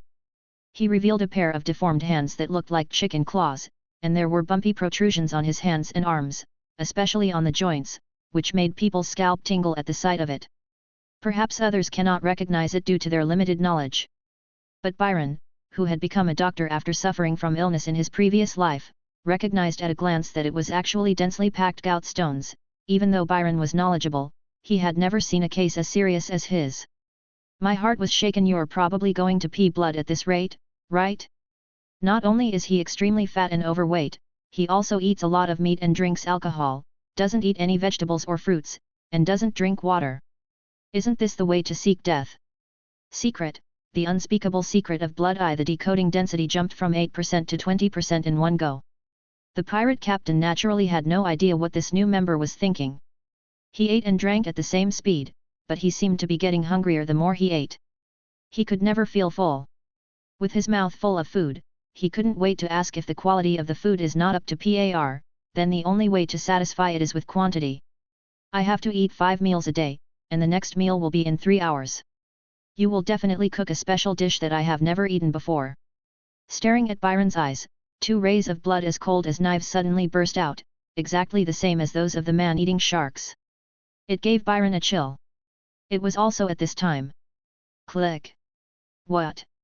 The young man who was feeding him staggered back, holding his bloody left hand and letting out a shrill scream. Salmon was getting hungrier and hungrier, and ate too fast, so he bit off 2 of his fingers in one bite. The other pirates seemed to be used to it. Although they were afraid, they all kept their heads down and no one dared to show any abnormality. Byron was standing too close and a drop of blood splashed on his face, but he didn't dare to reach out to wipe it. The worry about his fellow patient instantly disappeared, and he blurted out subconsciously, "In your case, it must be lamb, seafood and cold beer." Chapter 7, Joining a Gang and the Pirate Commandments. Gout, a crystal-related joint disease caused by urate deposition, is rooted in hyperuricemia due to purine metabolism disorder and decreased uric acid excretion. Some people describe the pain of the disease as being like stepping on their own eyeballs with every step. In this era it is also called aristocratic disease, emperor's disease, or the curse of wealth. This is mainly because it is a rich disease that is closely related to wine and meat. Most people who suffer from gout are kings, princes, generals, and other people who live extremely luxurious lives. The disease not only causes pain, but is also likely to induce further kidney disease. In severe cases, joint damage and renal impairment may occur, often accompanied by hyperlipidemia, hypertension, diabetes, arteriosclerosis, and coronary heart disease. I want to ask Blood Eye, how serious is his gout now? The 4 words "unspeakable secret" probably explain everything. Normally it doesn't hurt to death. But with so many large gout stones on his body, I'm afraid that he has already developed kidney disease. Hematuria, kidney failure, I'm afraid this guy's male function has also been affected. If he continues like this, no, now that I am here, he must continue even more vigorously. Byron kept a straight face, but in his mind he had already issued a critical illness notice to Blood Eye Salmon. It is very easy for a chef who is responsible for the other person's diet to make the other person's condition worse. Eating high purine, high-fat foods such as meat, game, animal offal, seafood, yeast-containing foods and beverages, and fine wine is indispensable. The lamb, seafood, and ice beer that Byron recommended to Salmon are all purine bombs, the best among them. The most important is, in this backward medical era, gout has no cure, and even its pathological causes are unclear. Even with the hospital sequence, one of the extraordinary professions extended from the Silver Law, which can summarize all the medical experiences of mankind in the past, it is still useless. Even if he poisoned openly, Salmon would not be able to find out. At this time, Byron had also discovered the golden seal ring that represented the inheritance of the Lancaster monarchy. It is firmly worn on the thinnest little finger of Salmon's right hand. It barely helped cover up an ugly gout stone, making him look a little more handsome.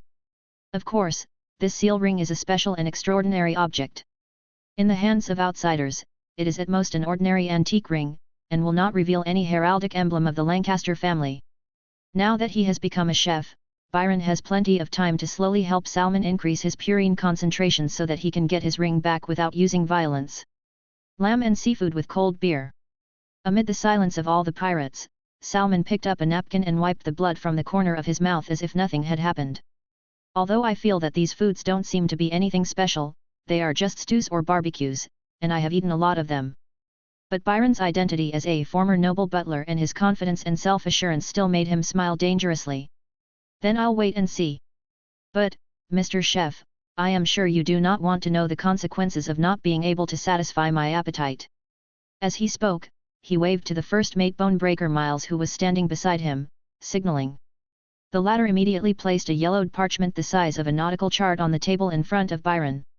"Even if you are a chef who doesn't have to risk your life, you are a pirate as long as you are on a pirate ship. The rules still need to be followed. This is the pirate's 10 commandments on the man-eating shark. Leave your mark on it." Hearing this, Byron looked at the parchment. At the top is a pirate emblem with a skull and 2 swords, which is also the prototype of all pirate flags on the sea. The paper below was almost covered with bloody fingerprints, but the 10 commandments written on it could still be clearly seen. Not only that. In his spiritual vision, he could clearly see that this piece of parchment was connected to the silver law, which was like a big net. There is no doubt that it contains extraordinary power belonging to the law. The extraordinary system of this world is very simple. Silver law is like a magic net, covering the entire known world, every human transcendent, and even every human being. In the Church's propaganda, it was the silver law created by the Creator that brought order to the human world and protected God's people from harm. It was from the law that the temple sequence, the court of inquisition sequence, the tower sequence, the hospital sequence, the arena sequence, the fortress sequence, the gold and coin sequence, and the lighthouse sequence were derived. And so on together constitute the huge extraordinary system of ladder of glory. This can also be seen from the literal meaning. Sequence is essentially a specific organization in human society, and rank is equivalent to the position in the organization. The most typical ones are king, duke, marquis, earl, viscount, and baron. These are not only titles of nobility, but also represent the most mainstream power system to a certain extent. The entire human society, religions, countries, nations, guilds, societies, from top to bottom, all human organizations are put into a tight network. Theocracy is above. King's power is in the middle. All industries are below. To describe it in one sentence, human race is supreme, and glory belongs to the collective. As we all know, any organization has its own program and operating rules. Therefore, every extraordinary sequence and even every profession under the silver law has its own maxims and precepts. Take the crew's code of conduct, the 10 commandments of pirates, for example. The 10 commandments on each pirate ship are slightly different, but they are basically the same. The original texts all come from the pirate code formulated by the first Bay pirate emperor 1,000 years ago. The pirate's 10 commandments, the man-eating shark 1. Everyone has equal voting rights, but the captain's orders must be strictly followed. 2. Everyone is treated equally, the capable are promoted and the mediocre are demoted. 3. Lights are turned off at 8 p.m., drinking is prohibited after that time, and going on deck is strictly prohibited from 2 p.m. to 4 p.m. 4. Weapons must be kept clean and ready for use at all times. 5. Women are not allowed to join the team. If a crew member brings a woman to sea, he will be put to death, except for those who are extraordinary. 6. Anyone who delays the opportunity to fight or escapes from the battlefield will be killed. 7. Private fighting is strictly prohibited. Anyone who kills his companion without reason must be tied together with the deceased and buried at sea. 40. Those disabled in battle can stay on the ship without working and receive gold pounds from the public savings. 9. Do not betray the pirate group. 15. All loot shall not be kept privately. The captain shall get 25%, pirate officers and stormtroopers, carpenters, doctors, and cooks shall take 40%, ordinary crew members shall get 20%, and the remaining percent shall be used as a maintenance fund and public savings. The 10 commandments may be amended after a vote by all crew members. Byron had seen many captured pirates' 10 commandments at the Royal Naval College. After reading it carefully twice, I did not find any trap hidden in it except that the captain enjoyed the highest immunity. But he still signed his name very carefully with a quill pen, instead of leaving a bloody fingerprint like those illiterate pirates. His knowledge of natural history told him that any biological material on the body could potentially become a medium for curses and prophecies. Then, the spiritual glow dropped a second anchor, making Byron feel more at ease. Here, I officially became a member of the man-eating shark and had an organization that could resist risks together with others. Logbook. The first formal logbook was also written. Time, October 1471, 10 in the silver calendar. Based on talent, weather intuition, today the fog turned to clear, at 1:35 p.m., the instantaneous northeast wind was force 6, and after 3 hours it turned to force 7, with medium waves. Route, North Sea, Channel Islands, sailing with tailwind supplies on board, pirate ship, small gallon, cloth, ironware. Just at this moment, a sudden strong northeast wind blew away the fog on the sea. Clang, clang, clang, suddenly, the alarm bell on the mainmast of the man-eating shark sounded loudly, and a lookout shouted, "Oh no, there's the Navy." Byron also suddenly turned his head and looked towards the northeast direction of the Channel Islands. About 4 or 5 nautical miles away, a sailboat larger than the man-eating shark quietly appeared. High on the top of the mast hangs the black blood cross flag representing the Kingdom of Hattings and the white rose noble flag representing the House of York. There is also the captain's long tassel flag with a distinct swallowtail. It was a level 5 cruiser of the Strait Fleet of the Kingdom of Hastings. Riding on the increasingly fierce northeast wind, they rushed towards the pirate ship. Chapter 8. Wanted criminal, son of the devil. Woo woo woo. The wind speed suitable for warships is usually between 10 and 40 knots. If the wind speed is less than 10 knots, splashing water on the sails will not be able to stop the wind. If the wind speed exceeds 40 knots, which is level 8, you must fold all the sails and quickly find a safe haven. At this time, the sea breeze blowing from the northeast is getting stronger and stronger. The force 22 wind, which had exceeded knots, not only blew away the fog on the sea, but also rolled up large amounts of white foam on the sea surface. The turbid waves stack up one after another, forming countless undulating hills on the sea. The warship came rushing towards us from the northeast with great momentum, braving the already terrible high sea conditions, like climbing a mountain. Byron's judgment was absolutely correct. It was a level 5 cruiser belonging to the Strait Fleet of the Kingdom of Hastings the Severe. On the stern deck of a ship that is much taller than the pirate ship Man-Eating Shark, a gentleman wearing a silver wig and a tortoise-shell button suit put down his brass telescope and gave a cold order to the officer beside him. Sail with the wind astern and pursue at full speed. We must not let any remnants of the Lancastrian party escape. I specially invited a prophet from the high tower sequence to perform astrological divination and determine an offshore coordinate in the North Sea. As long as we can get there in time. Neither the Devil's Son who offered a reward of 5,000 gold pounds nor the Pelican who tried to help the Lancaster party transfer their property had any way to escape. Anyone who dares to go against the White Rose York family will have no place to stay, not only in the Kingdom of Hattings, but even in the entire ocean. A hand-painted wanted poster was nailed to the mizzenmast beside them. If the person in the picture above is not Byron, then who is it? Just like what was said in the ship's log, in a world with extraordinary powers, there is certainly no shortage of means to confirm life and death and track locations. Professions such as the hunter of the wilderness sequence, the medium of the cemetery sequence, and the prophet of the tower sequence are all experts in this field.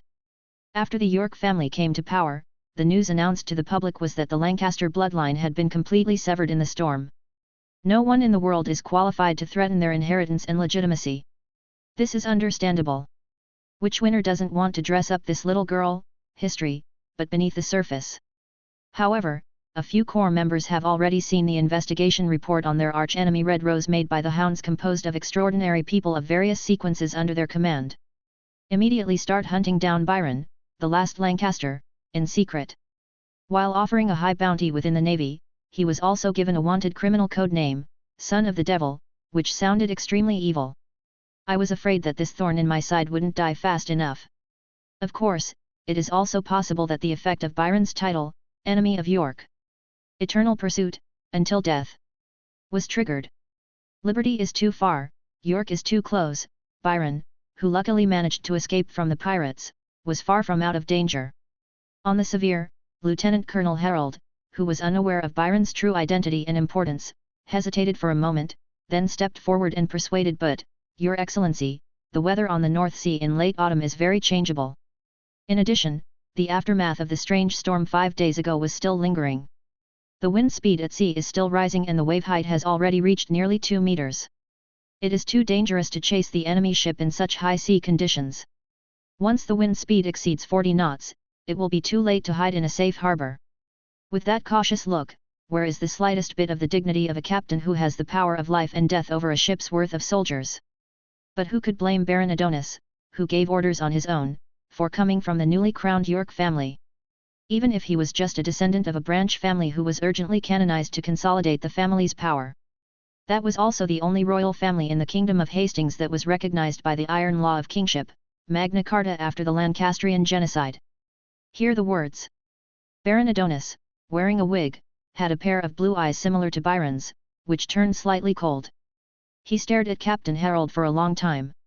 Finally, something very unexpected happened. This York was not as brainless and erratic as one might imagine. Instead, he gradually put away the coldness on his face and smiled sincerely at Harold. Captain, I was too impatient. Please believe that I have the utmost respect for your authority on board the ship. But what I want to say is that in the decisive battle 5 days ago, you and your level 5 ship were not allowed to participate in the fleet duel with battleships above level 4. If you had been able to capture a few Lancaster party heads at that time, you would probably have been in the capital to accept His Majesty's knighthood. Ask yourself, I have missed an opportunity once, do I want to miss it a second time? I guess, as a second-level professional fortress guardian, you don't want to retire on a mere level 5 cruiser, right? And I promise you and every officer and soldier on board the ship on the honor of the York family. The Baron's eyes swept over everyone who looked at him. The royal family and I will not share a single gold coin of the spoils on this mission. All the collections of a noble on the merchant ship and the 5,000 bounty for the wanted criminal were also donated to the Severe. I have only one request, to help me tear apart all the enemies of the York family before other pursuers arrive. The idea in my mind is, this is the last Lancaster who can compete with the House of York for the authority of the Iron Rule of Kingship. As long as I kill him, my title can be upgraded by 2 levels, and I can even take over part of the territory of the Lancaster party and become a real noble. Compared with power, what does money mean? Hearing Adonis' words, the captain and the officers, who were unaware of the inside story, felt their eyes warm up and their breathing became heavier. This is at least 5,000 gold pounds plus a whole ship full of property. You have to know that in that era, the annual salary of a skilled old sailor would never exceed 20 pounds, and a farmer's income would not even exceed 10 pounds, and what the Baron said is correct. The 5th-level ships of various countries are generally the main force of privateering fleets and trade invasions. Plundering enemy merchant ships and destroying the enemy's sea transportation lines are all their main jobs. It is no exaggeration to say that they are official pirates. The only difference is that this time they were responsible for intercepting their own merchant ships. There is no need to venture into the open sea routes filled with headhunters, wizards, sea monsters, diseases, evil spirits, and all kinds of weirdness. As long as you intercept the fleeing ships of the Lancaster party, you may be promoted, get rich, and become the richest man second to none. And that son of the devil is just a mere mortal. After receiving Baron Adonis's promise, there was no more noise on the entire warship, and everyone started to move as if they had been injected with chicken blood. At this moment, the lookout stationed on the mainmast quickly sent a message. Captain, we have spotted the Pelican at 2 o'clock, but it had already been attacked, was burning, and was about to sink. There is another pirate ship escaping quickly. Judging from the emblem of a shark riding skull on the pirate flag, it should be the infamous man-eating shark in the North Sea. The captain is Blood-Eye Salmon, who has a bounty of 4,300 pounds. None of the officers cared about the sinking of the merchant ship Pelican. Pirate ship? No, they are just the movers of wealth. As half of the sailors, they knew very well that before the Pelican merchant ship was sunk, it must have been emptied of all valuables and people. As for the difficulty of hunting, there is no essential difference between a small pirate ship and an armed merchant ship. Lieutenant Colonel Harold estimated the distance and speed of the two sides, drew his command knife from his waist, and shouted loudly, "Soldiers, show us your skills and let the Baron see the bravery of the Severe. At the current distance and speed, we can catch up with them in about 2 hours. Crush them. For His Majesty King Jin. Roar. For His Majesty the King." Chapter 9, Escape at Sea, revealing the prowess. Byron, who has just successfully joined the man-eating shark, does not know that he has a new code name, Son of the Devil, and his head is worth 5,000 pounds. After the lookout sounded the alarm, the entire pirate ship fell into chaos. First Mate Bonebreaker Miles said with an undisguised panic in his tone, "Captain, those man-eating sharks didn't have advance warning. When they found the cruiser, they were too close to us and we couldn't avoid them. Moreover, the force 6 wind from the northeast is coming too fast, so we have to reduce the sails or even reef the sails." As he spoke, large black shark fins could be clearly seen swimming in circles near the waterline of the pirate ship. The cruiser's arrival was not noticed at all. In fact, these man-eating sharks raised by Blood-Eye Salmon are not just pets, but the most capable assistants and knife-wielding guards of the pirate ship. With a sense of smell that is 32 times more acute than that of a hound, plus some kind of extraordinary power transformation, they can easily sense a drop of blood 5 kilometers away. As a scout, he is definitely a rare and good helper. However, if one wants to continue to control these sharks to serve them, a blood sacrifice must be held, otherwise they will disobey orders and even turn against their masters. If you want to blame someone, blame Blue-Eye Salmon for recalling all the sharks he released when he was performing a blood sacrifice with the Pelican crew. After the feeding was over, the man-eating sharks had not yet returned to their posts. Yanjian took advantage of the cover of heavy fog and broke through the safe distance that both sides could avoid in advance. How big is the gap in hard power between pirate ships and warships? They know better than those navies that are gearing up for battle. Moreover, a captain of a level 5 ship would have at least a second-order professional rank no matter which extraordinary sequence he took. There is absolutely no advantage at the extraordinary level.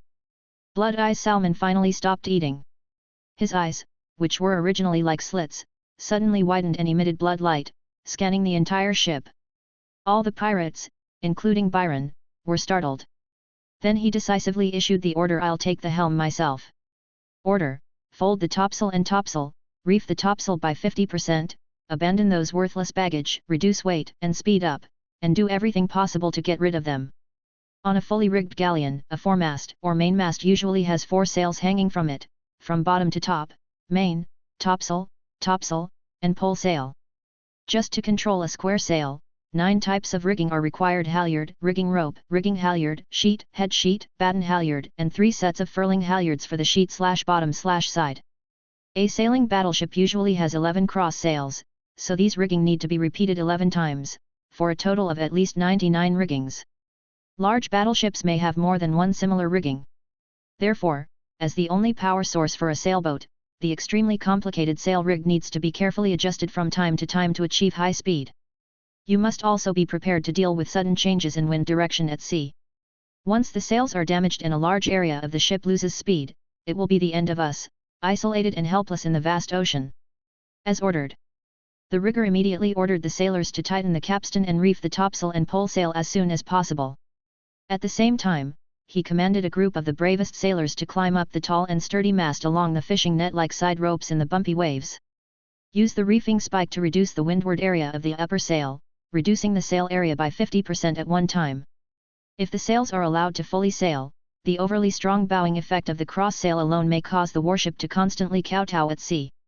If the ship crashed into the sea, it would be ridiculous for all the pirates on the ship to die. In these level 6 gales, we must ensure high speed while preventing the sails from being torn by the sea breeze. It is a severe test of the rigging length and sailors' skills, and it is definitely not something that all sailboats can do easily. At the same time, the boatswain rushed to the hatch and shouted the captain's order to the sailors below.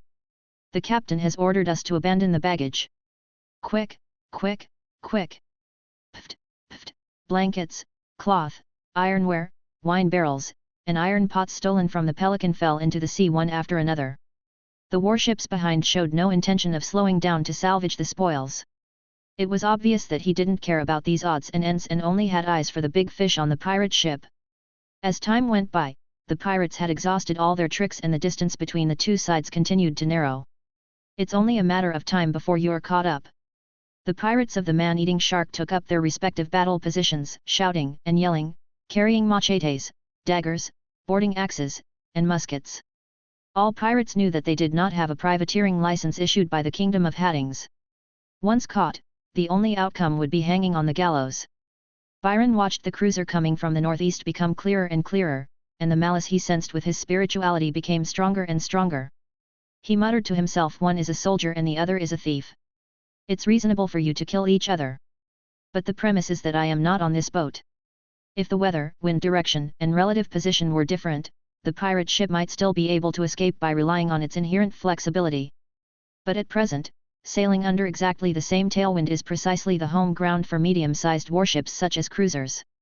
Including Blood-Eye Salmon, a transcendent who does not know the sequence yet, everyone is helpless. However, Byron still held a life-saving straw in his hand. That was his talent, weather intuition. Today, it was sunny and turned cloudy. At 1:35 p.m., the wind was northeast force 6, and it turned to force 3 in 7 hours, with medium waves. Even extraordinary beings are just weak ants under the mighty power of nature. The wind speed is still increasing, which is their only chance of survival, but there is a prerequisite: the man-eating shark must be able to last for 3 hours. Sailors on the sea share a common destiny as a boat. There is no option to frown and retreat behind the others. Once the group loses, no one can escape. During the storm 5 days ago, Byron was powerless to resist the crisis that came from his dreams. But this time, he wants to take his destiny firmly into his own hands. He looked down at the palms of his hands, which were covered with calluses from years of sword practice since childhood. Then he quickly walked through a group of shouting pirates and walked towards the pile of spoils taken from the Pelican in the middle of the deck. At a glance, one could see that among the wooden barrels with more than a dozen swords of various colors, a long sword that was different from the sailor's scimitar stood out. It was a half-sword in a sheath that had an elegant shape but revealed deadly murderous intent from the inside out. The half-hand sword is also known as hybrid sword, one-handed sword, guard sword, single/two-handed mixed sword. It combines the lightness of a broadsword, the thrust of a knight's sword, the slashing and hacking of a two-handed sword, and the classicism of a longsword. It can be used with both hands or with a shield, and is known as the most perfect sword in the era of cold weapons. It is also one of the most commonly used weapons in current wars and the most popular among knights. Echoes of History was activated, and a new line of text appeared in the log's supply column. The half-hand sword is 120 centimeters long and weighs 1.98 kilograms. The hilt has a double grip and a brass weight ball. The previous owner, Captain Jody Gordon of the Pelican, a first-order attendant-level knight of punishment in the Inquisition. He died from being backstabbed by his crewmates and strangled by a group of marine pirates on the Shark. This is a fine weapon, just one step away from reaching the level of a rare item, with its own name and judgment inscription. Seeing the history of this sword, Byron's deep eyes dimmed for a moment. The captain of the Pelican, Jody Gordon, was the one who gave the order to pull me out of the sea, which was equivalent to saving my life.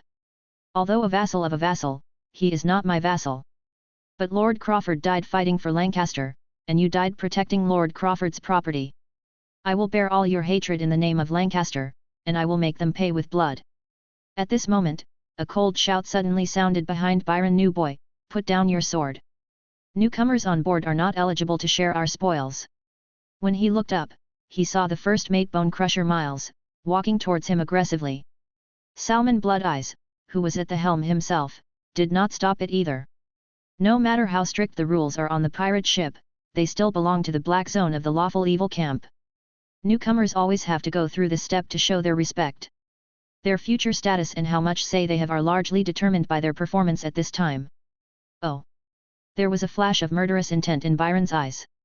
It stands to reason that in wartime victory is the most important thing. Experienced pirates would not temporarily replace weapons that were not convenient for them, even if the spoils were much better than their original weapons. That is irresponsible for one's own life. But the key to the problem is obviously not the sword in hand. On a pirate ship where no cook can survive for more than a month, how could anyone take a consumables chef seriously? If there hadn't been this sudden pursuit, even if Byron survived temporarily in the future, he would have been destined to be at the bottom of the entire pirate ship food chain. Don't talk when you are poor, and don't advise others when you are in a low position. This is a universal truth. If I want to interfere with the captain's decision and even the direction of the next battle, I must have enough say on the ship. Byron turned a deaf ear to the first mate's words, stood up, and hung the half-sword on his belt. If I were still in the Navy, perhaps everything would be based on procedures and seniority. But among pirates, the way to convince others is very simple and direct. Just at the moment Miles stepped into the maximum attack circle of the hand and a half-sword. Clang, the sword was unsheathed, a cold light flashed, and the whistling wind blew his hair back suddenly. When Miles saw the scene clearly again, he found that the sharp blade of the long sword had fallen on his neck. A drop of cold sweat slowly slid down the forehead of the pirate first mate. Opposite him, Byron's hand holding the sword was as steady as a rock, his face expressionless as he said, Pirate 10 Commandments. Commandment 2, everyone is treated equally, the capable are promoted and the mediocre are demoted. Mr. First Mate, do you think I am qualified to replace you? Chapter 10. Byron's suggestion, raise the sail. Byron's sword did not have any fancy or distinctive sword moves, only the most basic and extreme speed. The secret is just one word, fast. In this life, ever since he was able to hold a sword, he has been practicing various sword techniques regardless of the season. From the most basic military swordsmanship, the Church's secret silver cross swordsmanship, to the most popular fisher swordsmanship among pirates. Until the storm sword technique unique to the Kingdom of Hattings. Although he has not yet stepped onto the stairs of glory to officially take office, he cannot be considered a true transcendent. But relying on their solid swordsmanship skills and the lessons learned from many court sword masters, they can definitely be considered one of the first tier of the extraordinary. The new guy's sword is so fast.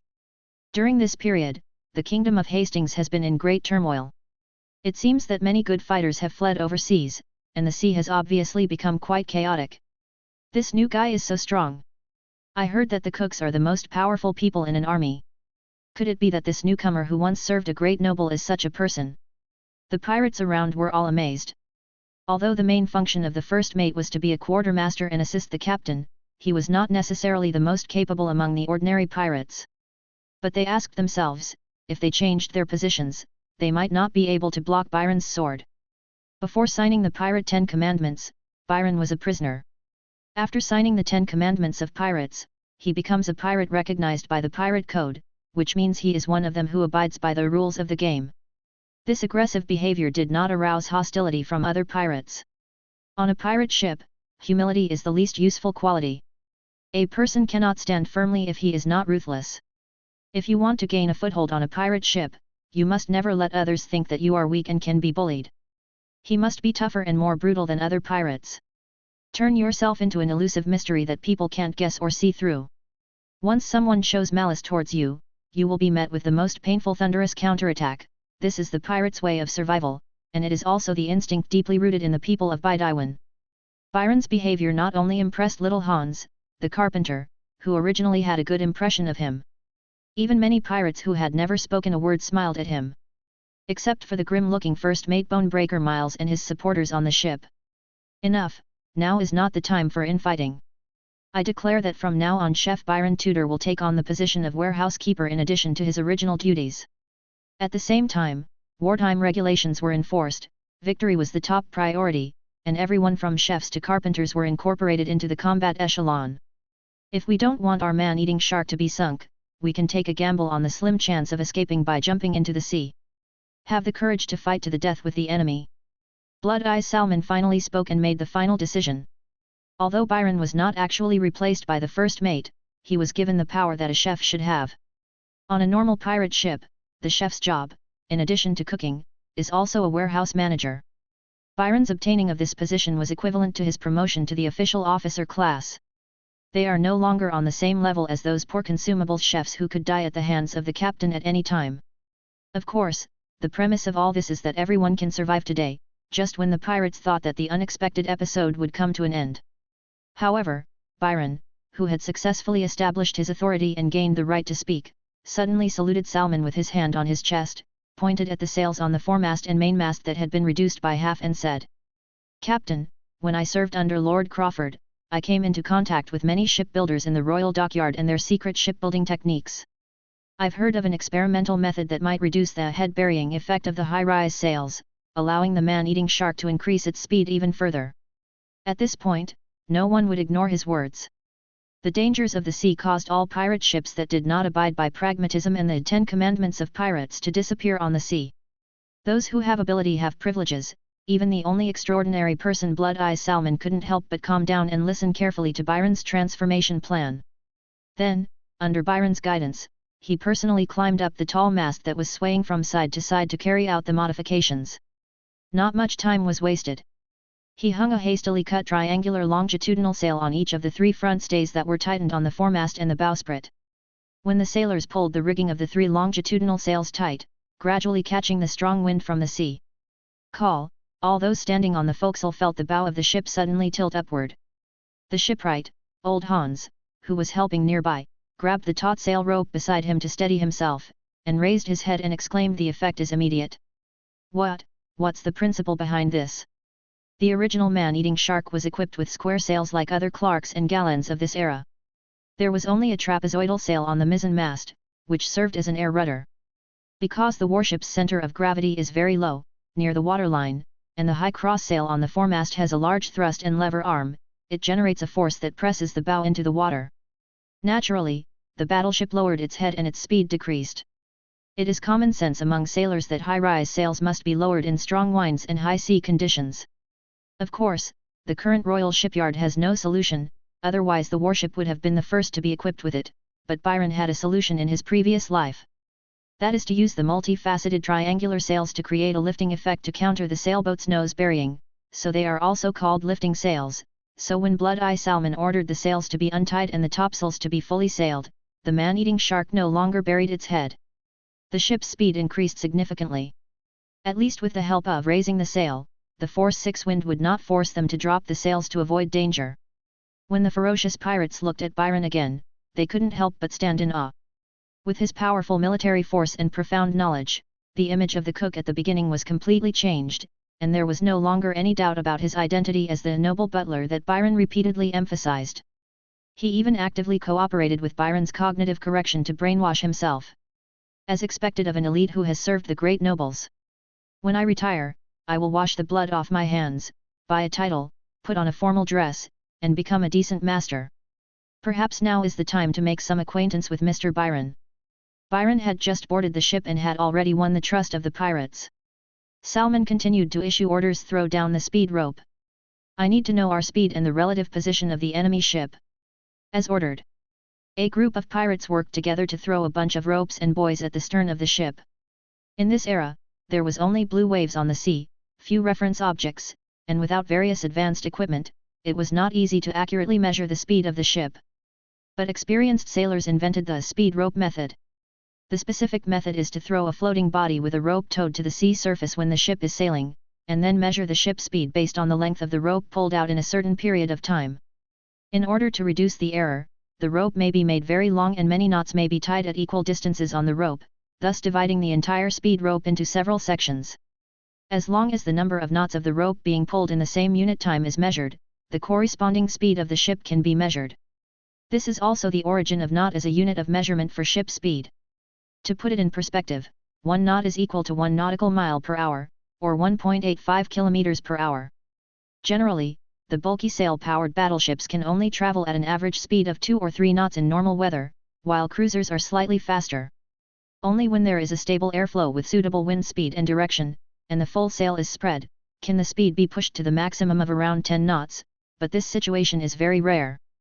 In the current force 7 wind, they were sailing with a tailwind, sailing with the wind, and barely reached an unprecedented high speed of knots. That is 13 km per hour, which is about the same speed as a bicycle. Unfortunately, when sailing downwind, the advantages of a large square sail are simply too great. Even though the encounter between the two sides was delayed, after 2.5 tense hours, the Sevier was still caught within artillery range. The Level 5 cruiser, with its gun ports already opened, crashed into everyone's sight. The atmosphere on the pirate ship suddenly became tense. Many pirates couldn't help but look at Salmon Blood-Eye, the strongest pirate on the ship, and quite a few of them subconsciously looked at Byron. Faced with a battle with a huge disparity in strength, they need a backbone. The latter stood on the rear deck with the best view, feeling the sea breeze blowing through his hair.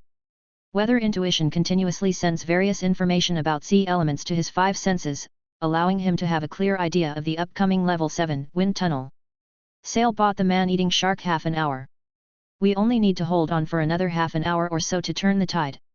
He whispered the news to Captain Salmon, using the excuse that he had once studied navigation. Having him announce it to the crew in person would give the pirates hope that they could have a chance to survive as long as they fought hard, which would greatly boost morale. Drawing his sword, he roared loudly along with the pirates who had been cornered and had no choice but to fight for their lives. I am invincible, let's fight. Chapter 11 Artillery Battle. Boarding. Officers of all ranks on the cruiser HMS Sevier issued orders to the entire ship. Everyone, get to your fighting positions. Reef the mainsail and prepare for the gunnery, and clear the weather decks of all flammable materials. The lower gun deck has removed its living facilities and is entering combat mode. A group of lieutenants and reserve officers in neat military uniforms surrounded Lieutenant Colonel Harold and Baron Adonis and walked to the command position on the rear deck. Everyone looked at the pirate ship not far ahead with a grim expression. How could these damn pirates be so fast? The battle should have been over half an hour ago. When I catch them, I will crush the bones of these bastards one by one. This is what most of them think. You know, the throne was decided a few days ago. Many cruisers of the Channel Fleet were tasked with blockading the coastal waters and recovering all the property of Lancaster and its vassal states. In addition to the Severe, there are many level 6 and level 5 cruisers in the fleet that perform the same mission. They are all competitors. If you eat one more bite, I can only eat one less bite. It was originally expected that the man-eating shark would be caught up within 2 hours. But they didn't know what went wrong. They started chasing at 1:35 p.m. and kept chasing until after 4 p.m. before they finally got within the 1-kilometer artillery range. It also made the group of Navy chasing them anxious. The 5th level ship Severe is 39 meters long and has a capacity of 200 people. Both the personnel and firepower are enough to easily crush the opponent. They didn't take the opponent's pirate ship seriously in the first place, and at this time they threw all tactics out of their minds. I just want to use the most direct and violent force to make these damn pirates understand who the master of this sea area is. Order, reload. Under the leadership of the gunner, the gun crews on the upper and lower decks completed the loading of all the guns on both sides of the ship at the fastest speed. The cannon was pushed out of the muzzle using a gun carriage. Of course, for sailing warships, which are large mobile artillery platforms at sea. Although the artillery range can reach 1 kilometer, the actual effective range is actually only 100 or 200 meters. Until the sailors of the two sailboats were able to see each other's appearance clearly. Captain Harold then suddenly brandished his gilded command knife. Port side, ready to fire. 3, 2, 1, fire. Boom. Boom. Boom. Boom. White smoke rose up, and the orange-red flames suddenly illuminated the sea surface. 16 red-hot cast-iron shells whistled in the air and flew towards the man-eating shark. A large part of it fell into the water due to the shaking of the waves, causing huge white waves. Only a few of them hit the pirate ship hard. At such a close distance, the shells blatantly penetrated the oak hull on the side, carrying countless wooden fragments, bouncing across a large area of the lower deck. Fortunately, the lower level of the pirate ship is the cargo hold and living area, and there are no combatants. However, one of the shells happened to land on the edge of the open deck, hitting a 6-pound bronze cannon that had no time to fire back. The wooden gun carriage carrying the cannon was smashed to pieces. A bronze gun barrel weighing tons immediately rolled left and right on the deck like a wild horse out of control, and ran over the lower bodies of the two gunners. Sharp screams echoed throughout the ship. Ah ah ah ah! Fortunately, after Byron's spiritual awakening, his 5 senses and even the sense of crisis associated with his 6th sense became extremely sharp, and he had already pounced to the side in advance. Not only did he avoid the shells and flying wood chips, but he also avoided the heavy artillery that was rolling around wildly. He grabbed a piece of rigging anti-scratch sheet on the deck which was made of cotton and wool fabric and had extremely strong friction. He used some skill to throw it far away, which stopped the cannon, which had turned blood red, from continuing to wreak havoc. Several brave pirate gunners rushed forward and tied it up again with some thick rigging, and finally subdued this wild horse. But without the gun mount, the cannon could no longer be used in this battle. The two sailboats continued to approach each other under the strong wind. Taking advantage of the moment when the other party was reloading their ammunition, Captain Salmon's eyes flashed with a blood-red light full of wildness and murderous intent, and he finally brandished his scimitar and roared. Fire! It's just like the line-up shooting tactic that's popular in this era. With the efficiency of loading a muzzle-loading smoothbore gun, there is only one chance to fire a volley that poses the greatest threat. The closer you get, the higher the hit rate and the greater the lethality. A naval artillery battle is not only a duel of equipment and artillery, but also a fierce collision of courage. And personal bravery is nothing compared to the power of artillery. Boom! Boom! Boom! Boom! The power of the 7 6-pound guns was indeed much weaker than the enemy's 12-pound guns. We managed to pull one back by relying on a higher hit rate. A cannonball, as if assisted by God, happened to break a rigging on the foremast of the Severe that was hanging the sail boom. The topsail, which was retracted 50%, fell down heavily along with the heavy boom. Killing casualties is secondary. The key point is that the mobility of the Severe has been reduced by half, which cannot be compensated in a short period of time. Well done! The crew that fired the cannon will be rewarded with 2 barrels of rum after the battle. There was cheering on the pirate ship. It was this shot that increased their chances of escape. The next moment, the man-eating shark, which was in a leeward position, was engulfed in the smoke rising from the firing of both sides. But Byron, who graduated from the Royal Naval Academy, knew the current situation of both sides best. Occupying the upper hand means we have a firm tactical advantage. Even if the cruiser loses some of its maneuverability, it will still not be difficult to blockade the man-eating shark. A boarding battle is inevitable. What does it mean to have the upper hand? This time, severe is it, when warships are fighting, there is a tactical move that is equivalent to the starting move of a martial arts technique called grabbing the wind. Whoever can gain the upper hand in battle, that is, attack from the direction from which the wind is blowing, will have the advantage in every way possible. Intuitively, it is easier to use a parabola to hit the underwater hull of the leeward opponent, and the thick smoke from the artillery fire will also be blown to leeward. The fundamental reason is that as long as you have the upper hand, you have the tactical mobility to pursue or escape. Because when the wind blows over the warship's upwind, it will be disturbed by the masts, spars, and rigging of the warships. Like a rock standing in a big river, when water flows through here it will form a large and chaotic wake. The length of the turbulent zone extending downwind is generally 4 to 5 times the height of the warship's sails, which is about 200 meters.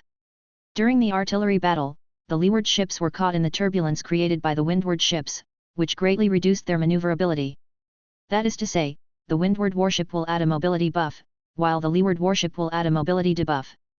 If there is no sudden change in wind speed, the leeward warships trapped in the turbulent wind will not be able to escape even if they want to. The actual war situation developed exactly as Byron had expected. After several rounds of free shooting by the gunners, the Harsh, which was already very close to the man-eating shark, turned the steering wheel and rammed the pirate ship hard. Boarding. Marines, throw the line. A dozen iron hooks tied with thick ropes were thrown over by the naval soldiers and firmly hooked onto the sidewall of the man-eating shark. At the same time, the mast on the ship, which could accommodate dozens of people standing side by side, was already across the sky above the two warships. Many impatient sailors bit their sailor knives in their mouths, grabbed the ropes tied to the mast, and swung over like spiders. Obviously, it is different from what many people imagine. In the naval battles of this era, artillery was not a decisive force and was far from being as powerful as the future god of war. Unless a parabolic trajectory could be used to hit the ammunition depot below the waterline, causing the entire ship to explode. Otherwise, relying on these solid cast iron lumps, even if a wooden ship was turned into a honeycomb, it might not be able to sink it. Boarding combat is the main dish that can determine the outcome of a battle. Some military experts from various countries even call naval battles sea sieges, and the Marines on board are the key to determining victory or defeat. Pirate 10 Commandments Rule 6, those who delay the opportunity to fight, those who escape in the middle of the battle will die. After the pirates lined up to fire a volley of muskets, welcoming the Navy with a storm of hot lead bullets, the bloody hand-to-hand combat officially began. I am invincible. Kill. Leave no pirates alive.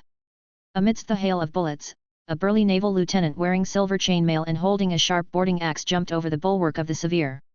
Like a whirlwind, he pounced on Byron, who was already ready at the edge of the deck.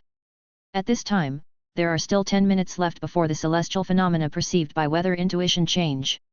Chapter 12 Storm Swordsmanship, Extraordinary Showdown. Looking at Byron, whose face still retained some immaturity, the Navy warrant officer raised his boarding axe and revealed a bloodthirsty grin. Don't be a pirate in your next life. Return to the Lord. In this extraordinary world where cold weapons have never left the stage of history, warriors use a wide variety of weapons and combat techniques. But most weapon techniques are derived from various well-honed sword techniques. No matter what weapon you ultimately choose, the first step is to practice with your sword. All offensive methods can be traced back to only 3 types: slashing, stabbing, and cutting. For example, this burly warrant officer starts with one of the 4 basic stances, the rooftop stance, with the boarding axe raised above his head. He swung a powerful blow towards Byron. It is obvious that he is planning to win with one move. But before that, his history had already been read by Byron. Name: Ferguson Blaze, 21 years old, height 204 centimeters, Navy warrant officer of the stern, military swordsmanship, entry level. The fine chainmail inherited from the family accompanied the ancestors of the Blaze family through the Battle of Crécy and the Battle of Poitiers with the Iris Kingdom. Later, his family fell into poverty and the chainmail was covered in dust. The battle axe is 162 centimeters long and weighs 2.6 kilograms. Once the battle begins, you will forget everything else and lose coordination with your teammates. Use slash to attack, then thrust, close the distance and use slice. The three-axe technique is extremely rigid, and the military swordsmanship is just like what a grammar teacher taught. Not up to standard. Conclusion: a loser who failed to pass the knight's selection test and had to settle for joining the Marine Corps. This naval lieutenant is not a supernatural being, and echoes of history can see that clearly. Byron did not choose to swing his sword to block, but simply took a half step back and easily avoided the blow that was powerful enough to cut a man in half. The strong wind blew through his hair, but it didn't hurt even a single hair. The control of distance is perfect. The Navy warrant officer's face changed, and he immediately followed his instinct to control the falling axe and change his moves to the fool's style, one of the 4 basic stances with the axe tip slanted downward. He twisted his body and suddenly thrust towards Byron. If chopping and cutting still have a chance of survival, the stabbing technique, which can cause penetrating wounds and internal organ rupture and heavy bleeding if not handled with care, is the most lethal sword move. But contrary to its lethality, this point of the attack is also the easiest to dodge. Even easier than before, he dodged slightly sideways while Byron had already rushed to his side like the wind. Storm swordsmanship, stabbing step. The whole process was like a well-rehearsed drama, and the naval warrant officer cooperated perfectly and obediently submitted his vital points to his sword. It should be noted that the sword-fighting concepts of various schools in this world all follow 4 basic principles: judgment, distance, time, and position. The so-called swordsmanship is to follow the principles and randomly combine the 4 basic stances: roof, bull, hoe, and fool, and the hundreds of sword styles and mysteries derived from them. Ensure that the swordsman can launch the most direct and effective attack or defense in any situation and ultimately win the victory. Among them, judgment of the enemy's intelligence, tactics, and strategy is placed first. Byron had the advantage of echoes of history in this regard, knowing the enemy's moves and attack distances well. His awakened spirituality allowed him to perfectly control his body and seize every fleeting opportunity.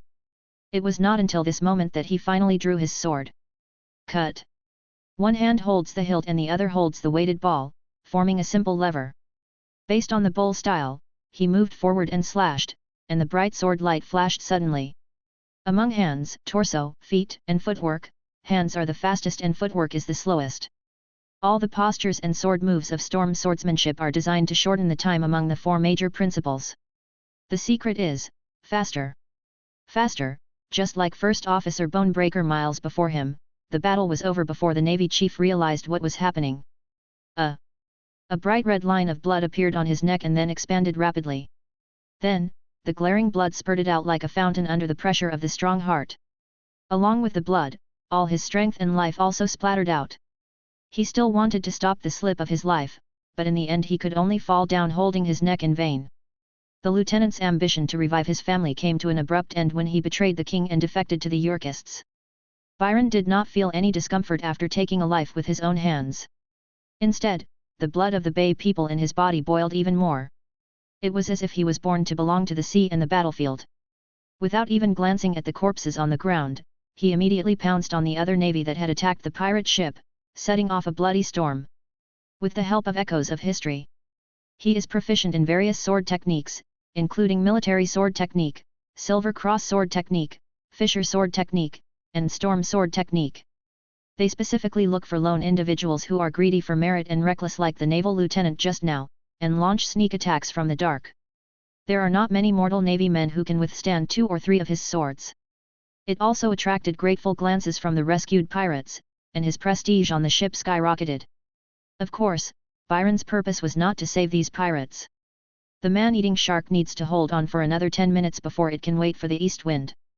If there are too few people alive by then, there will be no way to control this sailboat with hundreds of rigging to escape. They are all just tools. However, if you walk on the road at night for a long time, you will eventually encounter ghosts. Just when Byron was sneaking to kill the 8th one. Hiss! A piercing chill rose from his back, and the hairs on his body stood up. Under the control of the spiritual instinct, the body subconsciously flew forward. The next moment, a silver round shield with a cold and shining edge flew past where he had just been, whistling like a crossbow. He cut a pirate beside him who couldn't dodge in time into 2 pieces, and his bloody internal organs fell to the ground. Oh, save me, save me! The pirate who was cut in half couldn't die immediately and rolled on the ground screaming. The silver round shield whizzed back and fell into the hands of a middle-aged man wearing a military officer's uniform and holding a 2-handed sword. It was the only officer on the warship, Captain Harold of the Fortress Guard. Obviously, Byron's wanton killing had attracted the attention of this extraordinary being, and he attacked him brazenly. He was just influenced by Byron's talent cognitive correction and did not realize that this young man was his number one target. Lieutenant Colonel Harold, who caught the round shield, was about to attack again. But he found that Byron had taken advantage of the crowd's cover and rushed to the side of another extraordinary person, Salmon Blood Eyes, on the boat like a monkey. Humph! I don't know where the devil's son worth 5,000 pounds is hidden. But it doesn't matter, I'll be able to find the person after I kill all of you stinking pirates who are stealing our business. Harold muttered to himself. He put the round shield on his back, raised the two-handed sword horizontally in front of his eyes in the bull style, and rushed towards Salmon, the only opponent worth fighting. Any pirate who accidentally blocked his way would be chopped in half by him with a diagonal slash. Byron took a look at the secret he had just discovered and did not dare to stay with his captain. He immediately rushed to the battlefield on the other side. In the brief glimpse just now, echoes of history could not read the history of Lieutenant Colonel Captain Harold, the extraordinary man. I only saw a fine two-handed sword made with bluing technology, 153 centimeters in length, 114 centimeters in blade length, and weighing 2.25 kilograms. But he could tell from the opponent's attack method by relying on his extraordinary knowledge of natural history. This is a fortress guard from the fortress sequence. Sequence motto: fight for every inch of land, strong will and resistance, offensive and defensive combat capabilities. This profession is like a copper pea that cannot be knocked, flattened, or smashed, and is one of the enemies that other professions least want to face. Salmon, the Blood Eyes who was dragged into trouble by Byron, can only believe that his navigation skills will bring miracles. Choose to fight to the death with all your might. I can't bear to abandon these carefully trained subordinates and food reserves on the ship. When things get too bad, I can use the man-eating sharks I raised to escape. The right hand, which was covered with gout stones and somewhat deformed, pulled out a giant sailor's scimitar that was not much smaller than a two-handed greatsword. With his left hand, he poured a bottle of Bacardi rum, which had an alcohol concentration of 84.5 degrees and seemed to be mixed with something else, making it look blood red, into his mouth. Boom! A blazing heat wave suddenly rose from the body of this fat man who was 1.5 meters tall and weighed 150 kilograms and was as fat as a ball. No, the fat all over his body is really burning.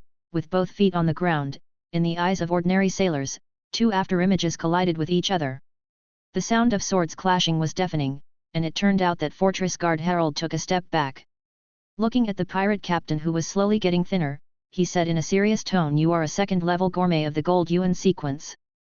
Byron, who witnessed this scene not far away, accidentally discovered it at the end of the ship's log. Secret: Captain Blood Eye Salmon's unspeakable secret. The decoding density jumped from 20% when he was found to have gout to 40%.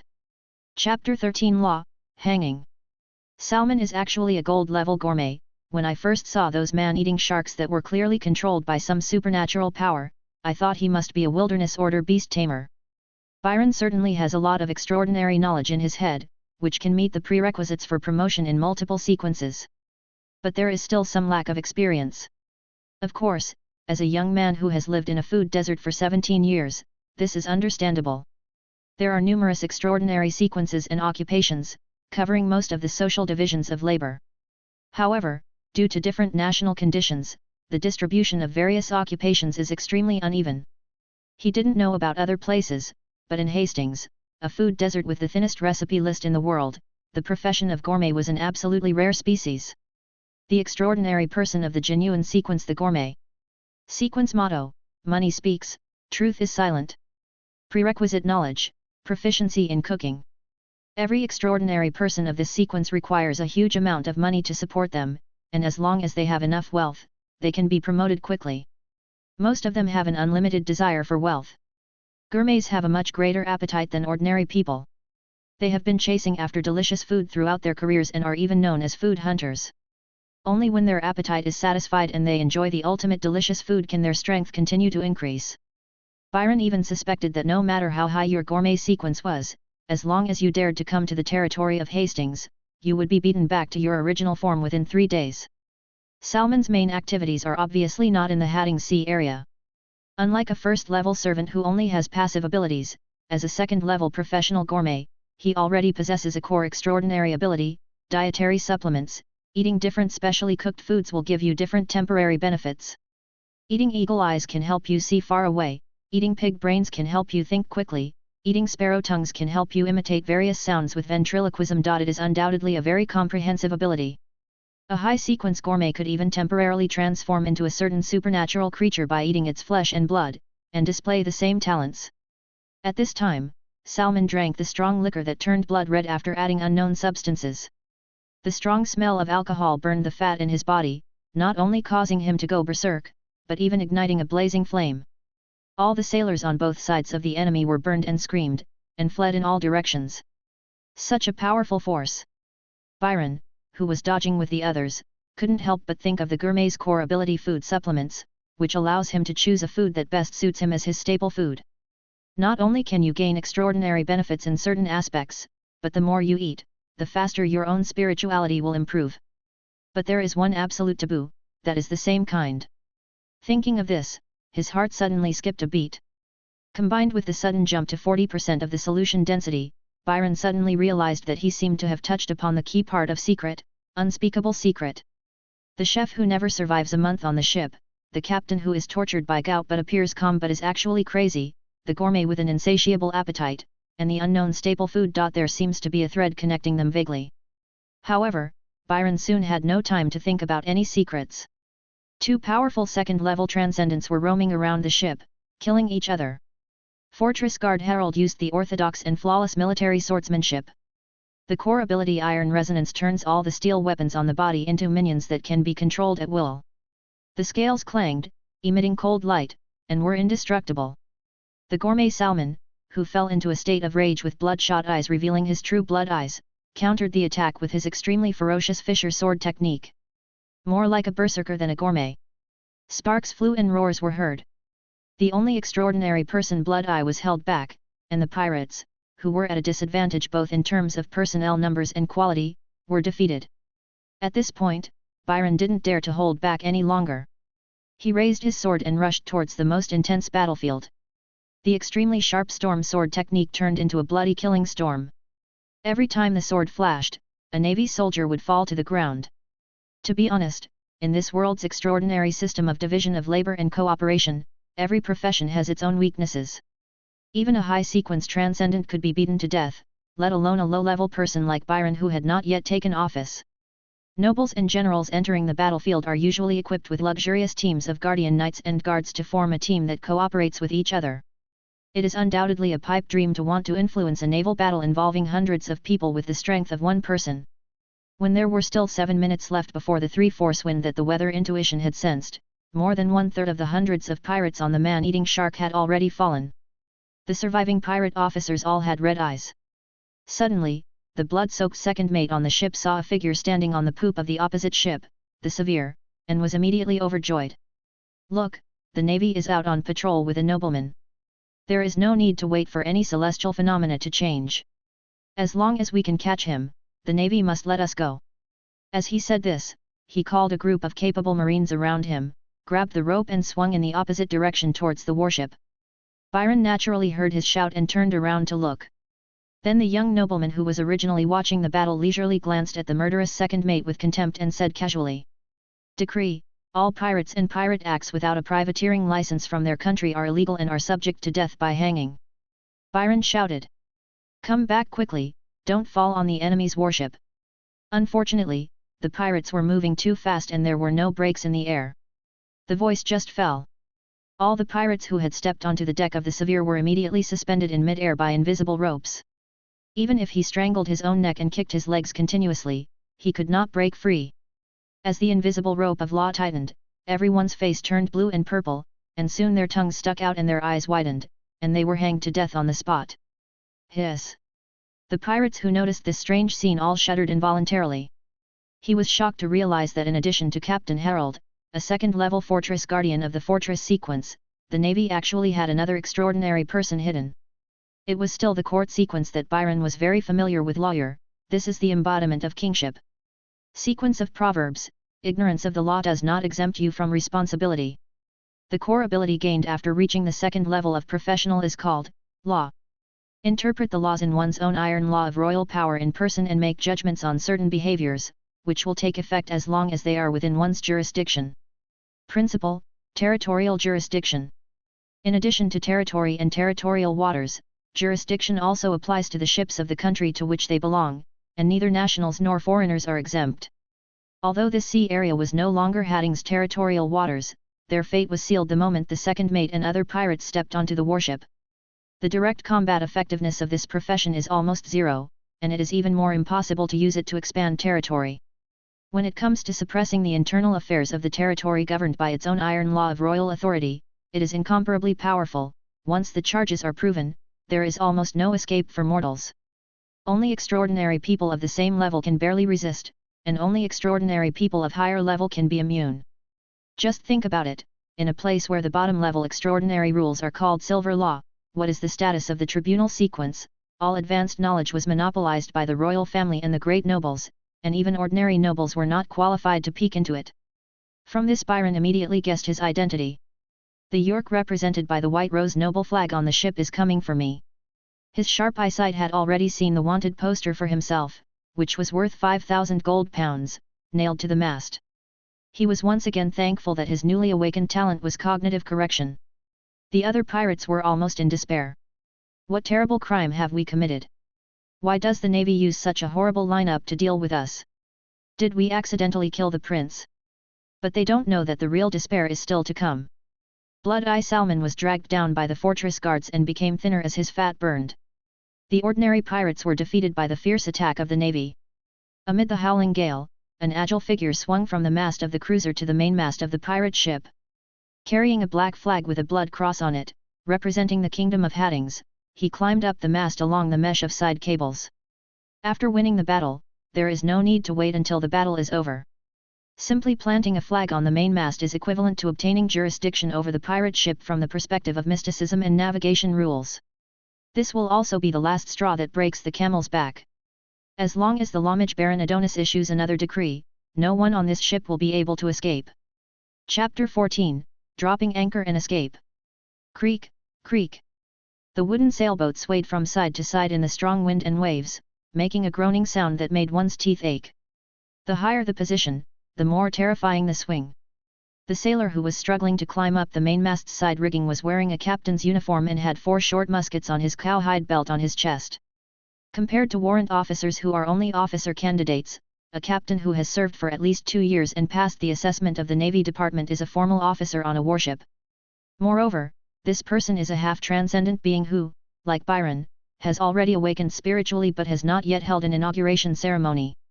Except for a very small number of geniuses in human society, there are few people who can independently complete spiritual sublimation before reaching adulthood. Most extraordinary people begin to take on certain social responsibilities as they grow older and gain more experience, and only then can they gradually awaken with the help of potions and spices. Extraordinary people over the age of 20 are the mainstream. Arrive. While everyone else was caught up in the chaos, the captain who had received the task of planting the flag from Baron Adonis finally managed to climb up to the topsail of the mainmast. A look of joy appeared on his face. In such a force 6 gale, only the bravest sailors dared to climb up to the topmast. A few dozen meters below his feet were huge waves that were already rolling up with foam. If he lost his footing and fell, he would be 100% dead. High risk also means high returns. The merits gained from completing this mission are enough for him to gain the relevant knowledge of the promotion ceremony. His goal is to become a lighthouse-class artillery expert, accumulate merits, and be awarded a decorated officer. Board a battleship of level 4 or above, get on the fast track to promotion, and become a Mr.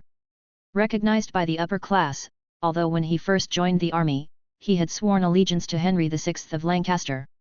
But, he is not one of those stubborn punishment knights. Compared with their own future, who cares about loyalty? Not to mention hunting down a suspected remnant of the Lancaster party son of the devil, even letting him stab the old king would be no problem. Anyway, the Lancaster dynasty has perished and the York dynasty has come to power. White Rose is in charge of the iron law of royal power. As long as he feels at ease, the consequences of breaking his oath will not befall him. The captain tore off the original shark riding skull and crossbones pirate flag and nailed the blood cross flag of Haddings he brought with him on it. After the flag was raised, it was a signal. The captain was not in a hurry to leave. He wanted to stay here to ensure that the law was effective and to welcome his highlight moment. Baron Adonis on the Severe had raised his hand towards the man-eating shark which had entered the jurisdiction. He pointed the golden ring of law at the pirate ship and gave the order. Decree, all pirates in acts of piracy who do not hold a privateering letter of marque from their country. But at this moment, the captain thought the dust was about to settle, but suddenly he noticed that the distinguished baron's face changed drastically and he pointed behind him.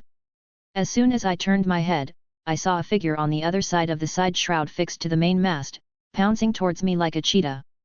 Spiritual gave the captain a warning, allowing him to step sideways at the critical moment, causing the sword that should have cut off his neck to graze his chest instead. The damage was not serious as it was blocked by the chainmail on his body. But Byron's expression remained unchanged and he changed his strategy in an instant. He pulled the rope tied to his body that served as a safety rope and jumped to the other side of the mast. At the moment of passing each other, a close-range cut successfully cut off a piece of flesh from the captain's thigh. The momentary pain caused the captain, who was an expert in artillery and obviously not good at swordsmanship, to almost lose his balance and fall off the sail. He quickly grabbed the flintlock rifle inserted in the leather belt on his chest. There is a saying, a gun is fast 7 steps away, and a gun is both accurate and fast within 7 steps. Especially at the low-level transcendent stage, cases of being shot to death by ordinary soldiers' concentrated fire are not uncommon at all. Unfortunately, in the panic of the sudden attack, the captain did not realize it. The moment they exchanged positions, Byron had the upper hand, while he himself was at a disadvantage. When Byron shook his hand and threw out a packet of red powder, the sea breeze with a speed of 14 meters per second instantly carried the powder all over the captain's face. What? More shrill screams echoed across the battlefield. The burning pain in his eyes left him no longer with the strength to grab the rifle on his chest. Byron immediately rushed forward and slashed with his sword, not only snatching the belt from him, but also kicking him off the mast that was dozens of meters high. The man-eating shark raised by blood eye had been waiting there for a long time. As soon as they see the delicious food coming to their door, they immediately flock to it. As a chef, it would be reasonable for me to carry a packet of chili powder with me, right? I just wonder if sharks are used to spicy food. At the same time, he did not forget to flash the sword in his hand again, cutting off half of the blood cross flag. The law that Baron Adonis shouted out turned into complete nonsense. At this time, the weather change that weather intuition sensed was not far away, and Byron silently counted down in his heart 10, 9, 8. With 5 seconds left, he sent a signal to the carpenter Little Hans, who had already greeted him in advance. Little Hans, who had been waiting at the bow anchor for a long time, immediately dropped the anchor on the man-eating shark, which was heavier than a cannon. Tactical action, drop anchor and turn. Because the battleship's main anchor is heavier than the ship's artillery, the vibration when the anchor hits the bottom will suddenly tighten the entire anchor cable, and eventually shake the entire battleship in an instant. Although under normal circumstances, this kind of momentary vibration that may cause the ship to fall apart must be strictly prohibited. But at this critical moment of life and death, it is the only chance for the man-eating shark to escape from the cruiser and escape. Collapse, the dozen or so hooks that bound the 2 boats together were suddenly broken by this shock, and the 2 boats that were tightly pressed together shoulder to shoulder were shaken away again. After giving the signal, Byron did not slide down the mast immediately, but instead held tightly onto the boom that was across the sky above the Severe. He took out 2 bottles of 84.5 proof Bacardi rum from Captain Salmon's collection from his waist bag. A spiritual glow flashed in his eyes, and an invisible third hand opened the cork and stuffed linen into the bottle mouth, soaking it with wine. This is the famous Molotov cocktail, beggar version. The 2 wine bottles fell straight towards the hatch of the warship below as sparks burst from Byron's tinderbox. Following 2 loud explosions, a raging fire broke out in the bottom cabin of the warship. The warship is on fire. Retreat quickly. The Baron is still on the ship. If the gunpowder magazine explodes, we will all be finished. The Navy, who were knocked to the ground like a rolling gourd in the huge earthquake, saw that the situation was not good, and immediately climbed up from the deck and jumped back. Even Fortress Guard Harold is no exception. If they could proceed step by step, perhaps sooner or later they could kill all the pirates at the lowest cost. But the pirates had already seen hope of survival, and they launched a frantic counterattack out of their desire to survive. The Navy simply cannot afford such a heavy price. In addition, if there was a fire in the backyard, there was a possibility that a noble York would be burned to death in his own warship, and no one dared to take this risk. Just when the man-eating shark drew a huge arc under the combined influence of the anchor and the strong wind, with its bow facing northeast into the wind. Cut! With air waves all over his body, Blood-Eye Salmon flew up and cut the thick anchor cable with one knife. Under the influence of inertia, the man-eating shark rushed towards the northeast against the wind. Woo woo woo. The error was only a few seconds, and the force 27 wind with a speed of 7 knots arrived as expected amid the tears of the pirates. The huge foamy waves rose high like hills, and in the blink of an eye they pushed the two sailboats farther and farther away. A miraculous reversal. Roar! The wind is coming. We really survived. Ha ha ha. Hearing the cheers from the pirate ship that reached the sky, both Baron Adonis and Captain Harold looked extremely ugly. The fire that started in the cruiser's bottom cabin gradually got out of control and was about to spread to the ammunition depot. Captain Harold had no choice but to give the order. All sailors are working hard to put out the fire, others are temporarily evacuated. A group of soldiers desperately turned the crank of a human-powered water pump to pump water to put out the fire. On the other side, Adonis, who was covered in dust and dirt, was carried by the Marines onto the lifeboat. He clenched his fists so tightly that his nails almost dug into his flesh. Damn it! Damn it! Damn it! The angry roar was pale and powerless. The damaged sails, the imminent fire, and the sudden abnormal weather made it completely impossible for the cruiser to pursue the pirate ship. He knew very well that today was his closest and last chance to capture the Devil's Son. Once the other party completely leaves the territorial waters of Hastings, the family's wanted list for him will definitely expand. Navy, privateers, bounty hunters, and even other pirates will soon be swarming in. Chapter 15, Port Side, Pirate Funeral. Quick, quick, those who are still alive, get up, redistribute the sailors, and raise the mast. The wind is force 7 and we must retract the sails. Tighten all the rigging shrouds and change the square sail to the fore and aft sail.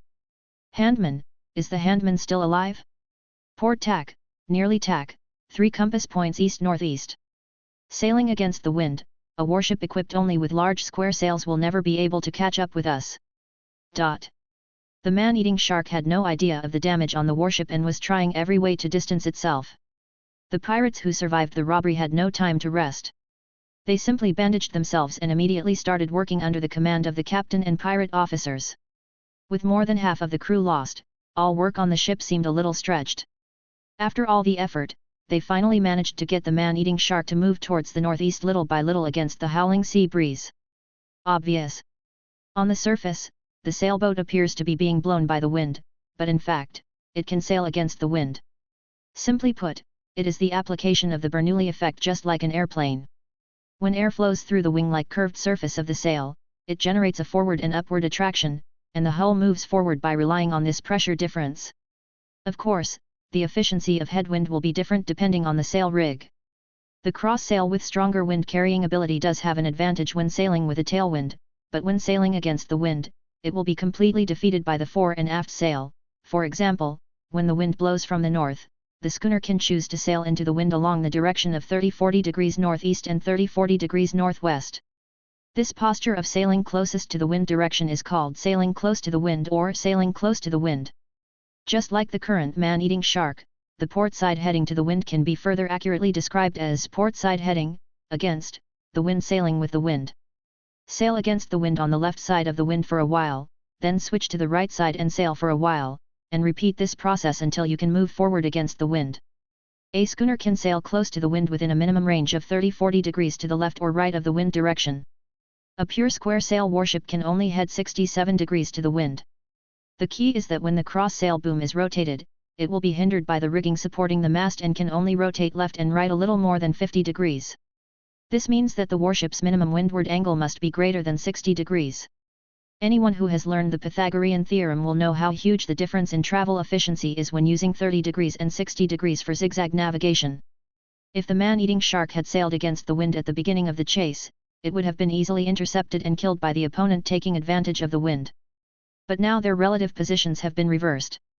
As long as they can keep some distance in this force 7 wind, the cruiser Sevier will never be able to catch up with them as it is equipped with longitudinal sails. Relying on the knowledge from his previous life, Byron actually knew a more superior form of sailing ship, the brigantine type. It has the advantages of both square and fore and aft sails and is the pinnacle of the development of small pirate ships. However, he is not ready to bring out this transformation plan for the time being, unless the man-eating shark is renamed Lancaster. When the naval flags could no longer be seen among the waves, the pirates finally breathed a sigh of relief. After a series of impossible reversals, many survivors still feel like they are in a dream. We really survived. If we tell this experience to other people in Pirate Port, they will definitely think we are bragging, ha ha ha ha. The sea protects us. Of course, everyone knows who the biggest contributor is. Except for the final action of stopping the other party from planting the flag, which I didn't understand, all other achievements are still vivid in my mind. He modified the sails to stop the cannon from running wild and rolling, saved many of his companions' lives with his superb swordsmanship, and accurately observed weather changes. They also dropped incendiary bombs accurately at the warships. Compared to these old pirates who roamed the North Sea, Byron Tudor was more like a descendant of the sea, born to belong to this blue world.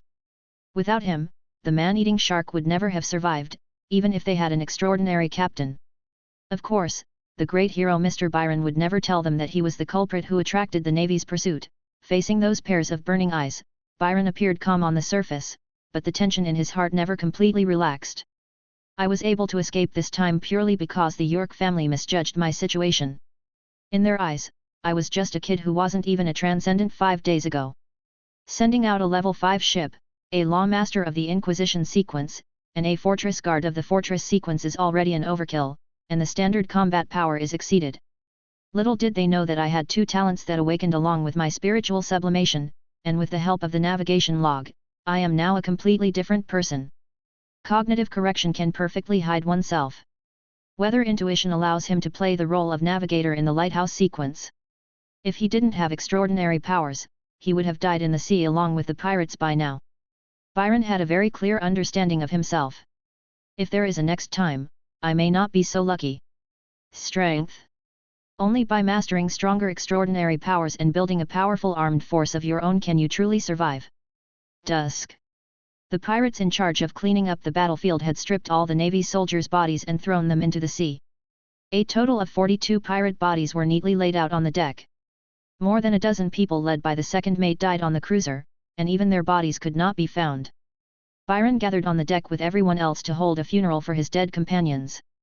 In keeping with maritime tradition, they placed the bodies of their companions in empty wine barrels and placed 2 silver coins over their eyes. It is said that only in this way can the guilty soul of a pirate be qualified to buy a ticket and board one of the elusive ghost ships on the sea to travel to the world of the dead. Pft, pft, wine barrels fell into the rolling sea one after another. Byron, standing in the crowd, held the hilt of his sword, stared at the barrel moving farther and farther away, and sang the funeral song of the Northland Bay people, the call of Valhalla. With other pirates the ship was away from the cold current of the fjord. Jackdaws fly over my vast territory, war songs, legends, everything is destined, I am both a shield and a spear. Share the joys and sorrows, and plunder the mortal enemy, we work together for honor. Beyond the fire and thunder, only glory accompanies. Echoes of eternity, Valhalla is calling me. The pirates had long been accustomed to death, so they did not feel much sadness at this moment. Instead, it was as if they were singing a passionate war song. As the source of all pirates on the Old World, the people of Byron, who once looted the entire Old World, left too many traces in this ancient profession. From the formulation of the Pirate Code, to the creation of the lighthouse sequence consisting of pirates, navigators, etc., to the storm knights who were washed ashore, there are also various traditions and rituals. The idea that the dead in battle will live forever in Valhalla means that they never fear death. Legend has it that there is an inexhaustible divine pot filled with abundant pork, beef, and mutton delicacies. They drank fine wine, enjoyed an endless supply of delicious food, and most importantly, had beautiful fairies in mink coats peel garlic for them, making their life extremely happy. As a direct descendant of Reinhardt, the king of the Northern Bay people, Blue Dragon King, Byron is very familiar with all of this. Not only did he not feel the gap of falling from the heir to the throne to a pirate, but he seemed to be in his element. But when the song ended, Byron suddenly felt a chill on his back. When he turned around, he saw the expressionless blood-eyed Salmon limping towards him. Chapter 16, Reserve Food. After unlocking the second-level core ability food supplements, Salmon, the gourmet, has become noticeably thinner than at the beginning. even revealing muscle lines as obvious as marble sculptures. Apparently he wasn't really an obese guy at heart. Byron's spirituality was keenly aware that as the fat burned in large quantities, an indescribable feeling of weakness spread throughout his body. In particular, the tophi in the joints become particularly obvious, and the hands and feet become more deformed. So even though he is a powerful extraordinary being, he even walks with a limp. Although he tried his best to hide it, Byron could still see that he was forcibly controlling his expression and not letting his pain show on his face. Combined with the staple food taboo inferred above, it is clear that Salmon is hiding a deeper madness under his calm appearance. As far as I know, gout usually occurs intermittently, and even if severe tophi appear, the pain will not last forever. It now seems that as long as Blood Eyes Salmon, the gourmet, drinks strong liquor and activates his ability, the purine level in his body will surge sharply. Besides, how can a gourmet control his appetite just to avoid certain foods? This irreconcilable contradiction was really going to cost him his life. Byron already had some guesses about Blood-Eyed Salmon's unspeakable secret in his mind. If he doesn't want to die in torture or give up further promotion to gourmet, he must find a way to untie this knot and cure his illness. And this method of treatment is very likely to involve the forbidden staple food, similar. Byron lowered his eyes, not wanting to look into those bloody eyes that were gradually becoming more animalistic than human. He escaped from the territory of Hastings and dodged the pursuit of the severe, but only escaped from the tiger's den temporarily. There is also a hungry wolf here that may eat him alive at any time. He couldn't help but be more cautious and took the initiative to salute Salmon. "Mr. Captain." Byron had experienced some experience in society in his previous life, so he was 100% adaptable. Even if they uncovered the captain's secrets, they remained as respectful as before. "Well, Mr. Byron, you did a very good job. Letting you join the man-eating shark was the best decision I made." The loss of more than half of the personnel made Salmon heartbroken. The only consolation for him was that he had gained a talent like Byron. The series of knowledge displayed made him hesitate. Maybe he could choose not to eat this chef, even actively accepting him as his confidant, or even as an extraordinary apprentice of the profession of gourmet, to study that thing together, but then the unbearable pain in his joints, waist, and kidneys, like a knife cutting, made him give up the idea instantly. "No. Nothing is more important than my body and my path to transcendence. The ordinary crew members fed with that stuff are just second-best reserve food. Only excellent chefs can make the real main course." Since his knowledge is so extensive, he must be even better at his main profession, cooking. Moreover, the ability displayed by this noble deacon and the prestige he gained on the ship have made him feel vaguely out of control. This cannot go on. Salmon endured the pain coming from all over his body and gave Byron a somewhat stiff smile. Then he turned around and announced to all the pirates. "Unfortunately, James, the original navigation elder on our ship, died in battle. Now, on behalf of the captain, I announce a new appointment. From today on, Mr. Byron, the cook and warehouse keeper, will serve as acting navigation master. In addition to the normal loot distribution, you can choose any item from my collection as a reward." After saying that, he started clapping on his own. Bang bang bang. But the pirates in the audience seemed to be a beat slow, and after a moment of obvious surprise, there was sparse applause. "And they are all the captain's confidants, represented by the first mate Bonebreaker Miles." After a few more breaths, the rest of the people reacted. Just because this appointment and reward sound really good, and the recipient is a newcomer who has been on board for less than a day. But this reward was far from worthy of his achievement of saving everyone on the ship. Just a navigation captain, do you need to add the prefix agent? With his ability, it is only natural for him to serve as the deputy captain, or first mate, whose position is just below the captain. Unfortunately, when Rule 2, everyone is equal, the capable are promoted and the mediocre are demoted, conflicts with Rule 1, everyone has equal voting rights, but the captain's orders must be strictly executed. The first one should prevail. The captain is the real ruler on this ship. The pirates who were good at observing people's words and expressions could see that the great Captain Blood-Eye Salmon seemed to have a subtle attitude. He did not think as highly of this amazing and capable former noble butler as he seemed to think. Most of the pirates, including technical crew members like Old Hans and Little Hans who were not pirates, and some principled pirates were indignant for him, but no one dared to argue. More people subconsciously decided to keep their distance from him so as not to anger the captain. Salmon was very satisfied with his prestige on the ship and did not care about the consequences that might arise from this injustice. He made a gesture of invitation to Byron. "My acting captain, what kind of loot do you want? You can make your choice now." The division of the spoils after each successful robbery is the happiest moment for the pirates. They would search enemy ships for loot, including food, jewelry, salt, wine, weapons, etc., and then gather them together to divide the spoils. When fighting a war, of course the more people involved, the better. But when dividing the spoils, the fewer people, the better. Some people even want to keep the spoils for themselves. Outsiders often believe that pirates are most dangerous when they are fighting, but in fact the most dangerous moment is when they are dividing the spoils. Pirates usually do not receive a salary, and the spoils after the battle are their entire reward. Naked personal interests are involved. Once a dispute arises over the division of the spoils, fights or even brutal infighting are likely to break out. In order to reflect the principles of fairness and justice, pirates often divide the spoils according to a certain ratio, that is, according to positions. In this regard, pirates are far better than merchant ships and warships. Precept 10. All looted items must not be kept privately. The captain gets 15%, the pirate officers and stormtroopers, carpenters, doctors, and cooks take 25%, the ordinary crew members get 40%, and the remaining 20% is used as a maintenance fund and public savings.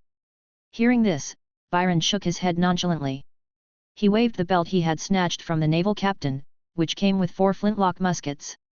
"Captain, this is the normal distribution of spoils. I'll take this."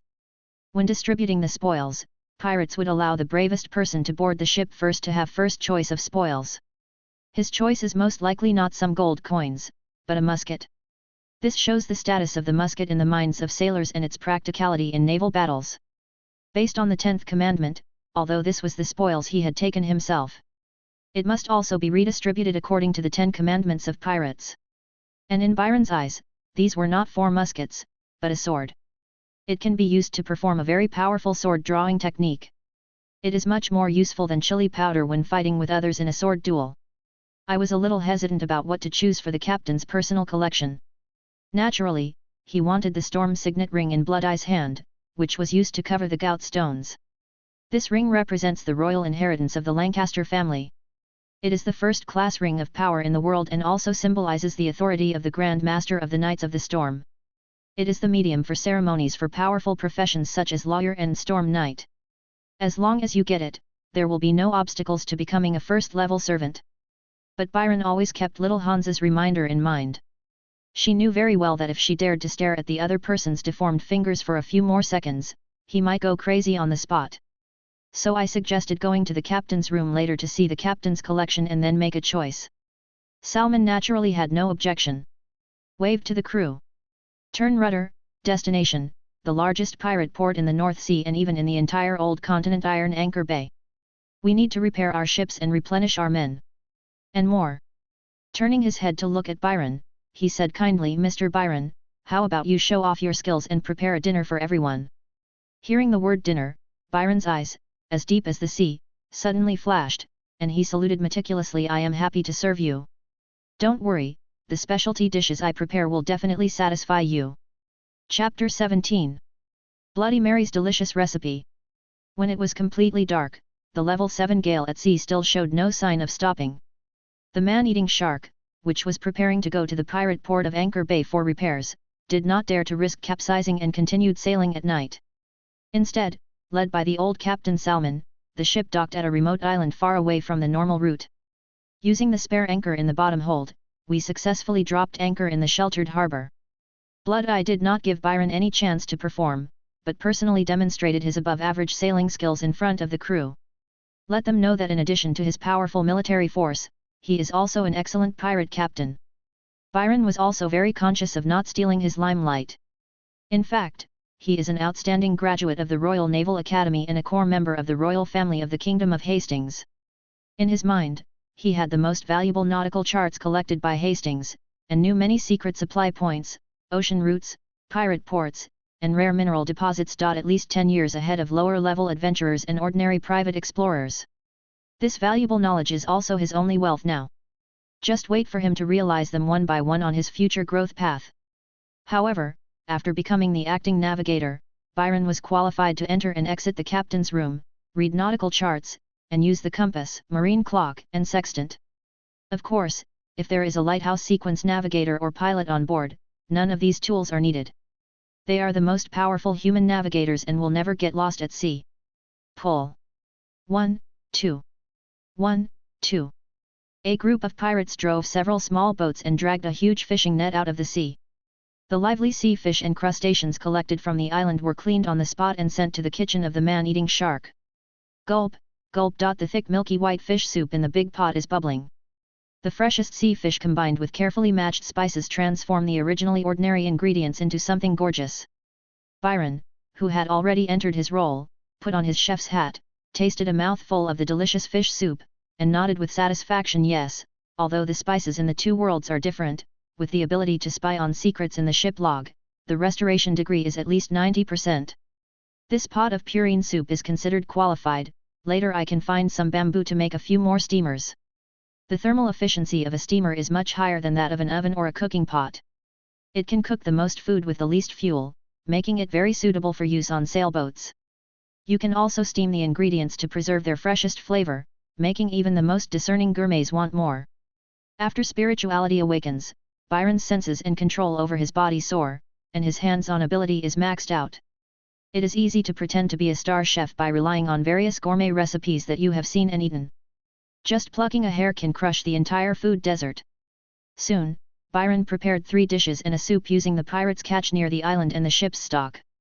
The best parts were placed on several silver plates and held up on a huge wooden plate, ready to be personally delivered to his most beloved captain.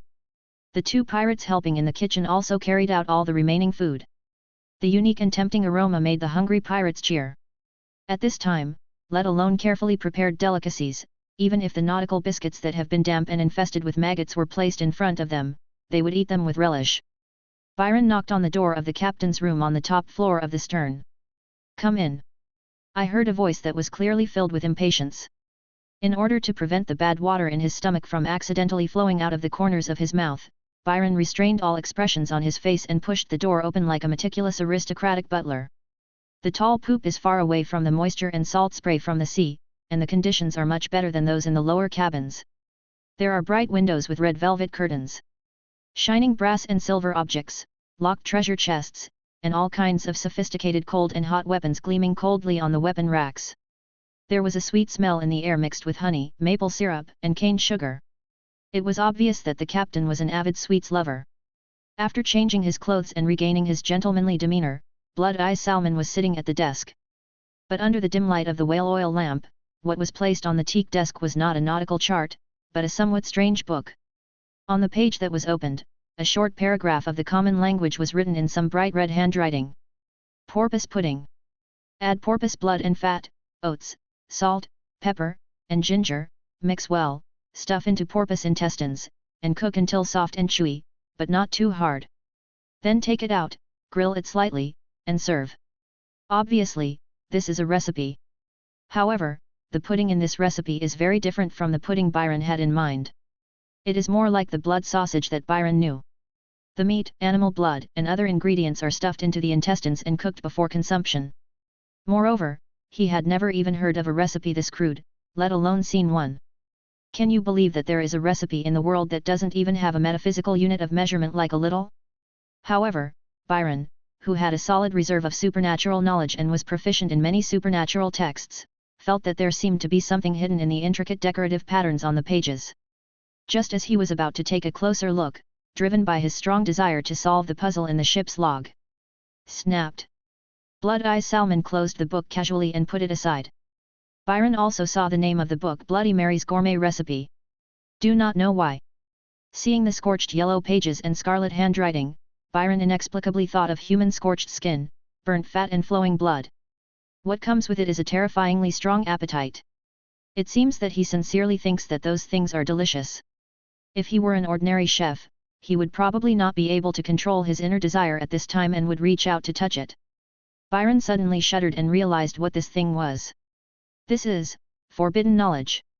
Human beings themselves are just a group of mortals rising from the dust and have never been the masters of the extraordinary world. Every spiritual sublimation is a transgression in terms of status and carries unpredictable risks. In the extraordinary people's understanding of this world, The whole world is filled with violent, chaotic, and unknown dangers of the source tide. Outside the seemingly peaceful known human world, who knows how many dark creatures, fallen ones, evil spirits, and even extremely evil things are hidden. The silver law created by the Creator has the basic ability to act as a spiritual dam to protect the entire human race. It connects the spirituality of all human beings throughout the ages. In the 7-layer network of laws, from shallow to deep, lies all the history, knowledge, and even experiences that can only be understood but not expressed in words of the human race. Most of these extraordinary knowledge and abilities that have been passed down through the ages are passive abilities that are not at all spectacular and have very ordinary power. For example, weather intuition, encyclopedic memory, long sword mastery, poison identification, mountain goat footsteps, extraordinary endurance. The highest principle to follow is stability. Stability. Stability. From the moment you step onto the first step of the stairs of glory, you can see the end at a glance. As long as they work in the same profession, the extraordinary abilities gained by two people will be almost the same after each promotion. The good thing is that all this knowledge and abilities have been tested over hundreds and thousands of years and will never cause any inexplicable side effects to the user. Moreover, as long as you touch the legal network of the corresponding level, you can master the corresponding professional knowledge in a very short time. To become the best in the corresponding industry, there is no need to learn anything additional. But forbidden knowledge is different. Dangerous, mysterious, and powerful, extraordinary people of any profession can acquire strange abilities beyond the sequence through acquired learning. But it has never been accepted by the representatives of the order like the Silver Law. The Church even denounced them as knowledge of the devil, black magic. Not only is it strictly prohibited, but practitioners are hunted down and killed without any effort. It was at this time. Secret, Salmon's unspeakable secret, the decoding density jumped from 40% to 66%. Obviously, people have the intention to kill the tiger, and the tiger also has the intention to hurt people. Before Byron offered his delicious food, Salmon was ready to attack him first. Chapter 18. Gout package, everyone has their own agenda. Byron pretended to be obsessed on the surface, but he was actually alarmed in his heart. This recipe is not like those ordinary things. You can use echoes of history to see through its past and present at a glance. There is no doubt that it not only records forbidden knowledge, but is also a strange object that possesses some kind of extraordinary power. The brain works at high speed. Salmon wanted to resolve the conflict between his extraordinary abilities and his illness, but orthodox medicine was completely helpless, so he could only turn to forbidden knowledge outside the sequence. Perhaps this is also the reason why he dared to break the bottom line of humanity and rely on his own kind as his staple food. The one who is most similar to him is probably a chef like me. However, given that the chefs in the past had disappeared quietly rather than vanishing into the captain's cabin, there must be some necessary conditions for this artifact to be effective. There is no need to turn hostile for the time being. The logbook does not record all the secrets encountered. But as long as a record is made, it must have some important connection with Byron himself. For example, nowadays, a sailboat is the most basic survival unit at sea. Being on the same boat, isn't it a matter of life and death for everyone on board? Byron seemed to have summoned great willpower to take his eyes away from the cookbook. He respectfully placed the plate with 3 dishes and a soup in front of Salmon and apologized. As a chef, I am always keen on collecting all kinds of new and interesting recipes, so please forgive me for my rudeness. Captain, please enjoy the dinner I prepared for you. As he spoke, Byron followed the dining etiquette of the nobility and took the lead in unveiling the soup before the meal, sea bream soup. It also immediately diverted Salmon's attention, who was looking at him with interest. This gourmet seemed to see a flash of light at the moment of opening. The gelatin from the fish meat, fish skin, and bones has all been stewed into the soup, leaving only a bowl of pure white like milk. Garnished with a piece of green celery, it is pleasing to the eye. It was completely different from anything he had seen before, so he couldn't wait to pick up the silver spoon and take a taste. His blood-red eyes suddenly lit up, and he blurted out, "Fresh. So fresh." When Gourmet becomes a first-level servant, he will gain the passive ability Identify Poison, which allows him to identify all foods that are poisonous to humans. Even if you are thrown into a primeval forest that you have never been to, you will never be poisoned or starved to death. He had never thought that the curse on him was actually just because he ate too well, rather than being cursed by wealth. Once you start drinking, you simply cannot stop. In a moment, you pick up the bowl and drink up all the massive amount of purine that has been stewed. Ha, it's not like the fish soup I had in the past, which relied on all kinds of precious spices to cover up the fishy smell, but it also covered up the original taste of the food. There is no butter, cream, or egg yolk to take the spotlight. This is how fish should taste. My lips, tongue, stomach, my senses that had been gradually dulled seemed to be revitalized. So delicious! His eyes sparkled and he no longer cared about dining etiquette as he opened the other 3 plates with his own hands. The first plate was 4 or 5 lobsters cut in half and served in a butter and garlic sauce. In the past, most of the self-proclaimed noble upper-class people basically did not eat this kind of seafood, and even thought it was actually a kind of insect. Almost all the catch was fed to the livestock, as well as to the poor, prisoners, and servants. It was not until the king of the Iris Kingdom, a country famous for its gourmet food, highly praised this dish at his own royal banquet that it gradually became popular among the upper class. The only cooking method now is blanching, and the taste is relatively simple. There are still not many people eating it, so there are so many of them everywhere in the coastal areas, and there are also many on this uninhabited island. The shrimps were cooked to perfection, making them plump and chewy, and paired with garlic sauce, the soul mate of seafood, salmon was instantly conquered by it. The second dish was a bit odd. The shell-like head is brightly enamel-colored, and its ruby-like flesh grows on a snakeskin soft casing. Smooth and transparent tentacles extended from the casing. The tentacles are equally colorful, with flesh-colored, marbled, and gray necks and bright orange tips. When he saw what was inside, Salmon was stunned and said uncertainly, "Is this a barnacle?" Byron waved his finger pretentiously. No, this is not an ordinary barnacle, but the most delicious gooseneck barnacle in the world. The ship log shows that the gooseneck barnacles in the 2 worlds have similar habits. They are fixed on floating objects in the ocean and are widely distributed in the world's oceans. They can be harvested in all seasons. Not many people in this world eat it, but it was one of the most expensive seafood in the previous life. This is extremely simple. Put some ginger sprouts and salt in the pot, boil the water, then put the barnacles in and boil them. It is best to eat them blanched in water. There is no need to add any seasoning, its deliciousness is already astonishing. After repeatedly confirming that the barnacle was not poisonous, Salmon picked up one and put it into his mouth with half belief and half doubt. My eyes suddenly lit up, and I felt an incomparable sweetness exploding on the tip of my tongue, and I felt like I was floating. It tastes like the concentrated essence of the entire ocean bursting in your mouth, with countless fish and shellfish all jumping on your tongue. This taste is something I've never experienced before, it's so delicious. By this point, Salmon couldn't hold back his tears. He felt that what he had eaten before was simply garbage. So, I absolutely cannot die. If I die, I will never be able to eat such delicious food again. The delicious food strengthened his desire to survive, but also made him eat more.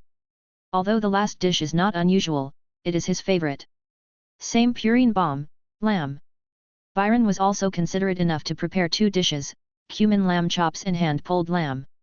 On a gourmet ship, there are naturally plenty of spices, including chili peppers, cumin, and pepper. The cumin lamb chops are crispy on the outside and tender on the inside. The hand-pulled lamb is soft but not mushy, tender but not dry, fresh but not smelly. Paired with mashed garlic, Salmon was very satisfied with it.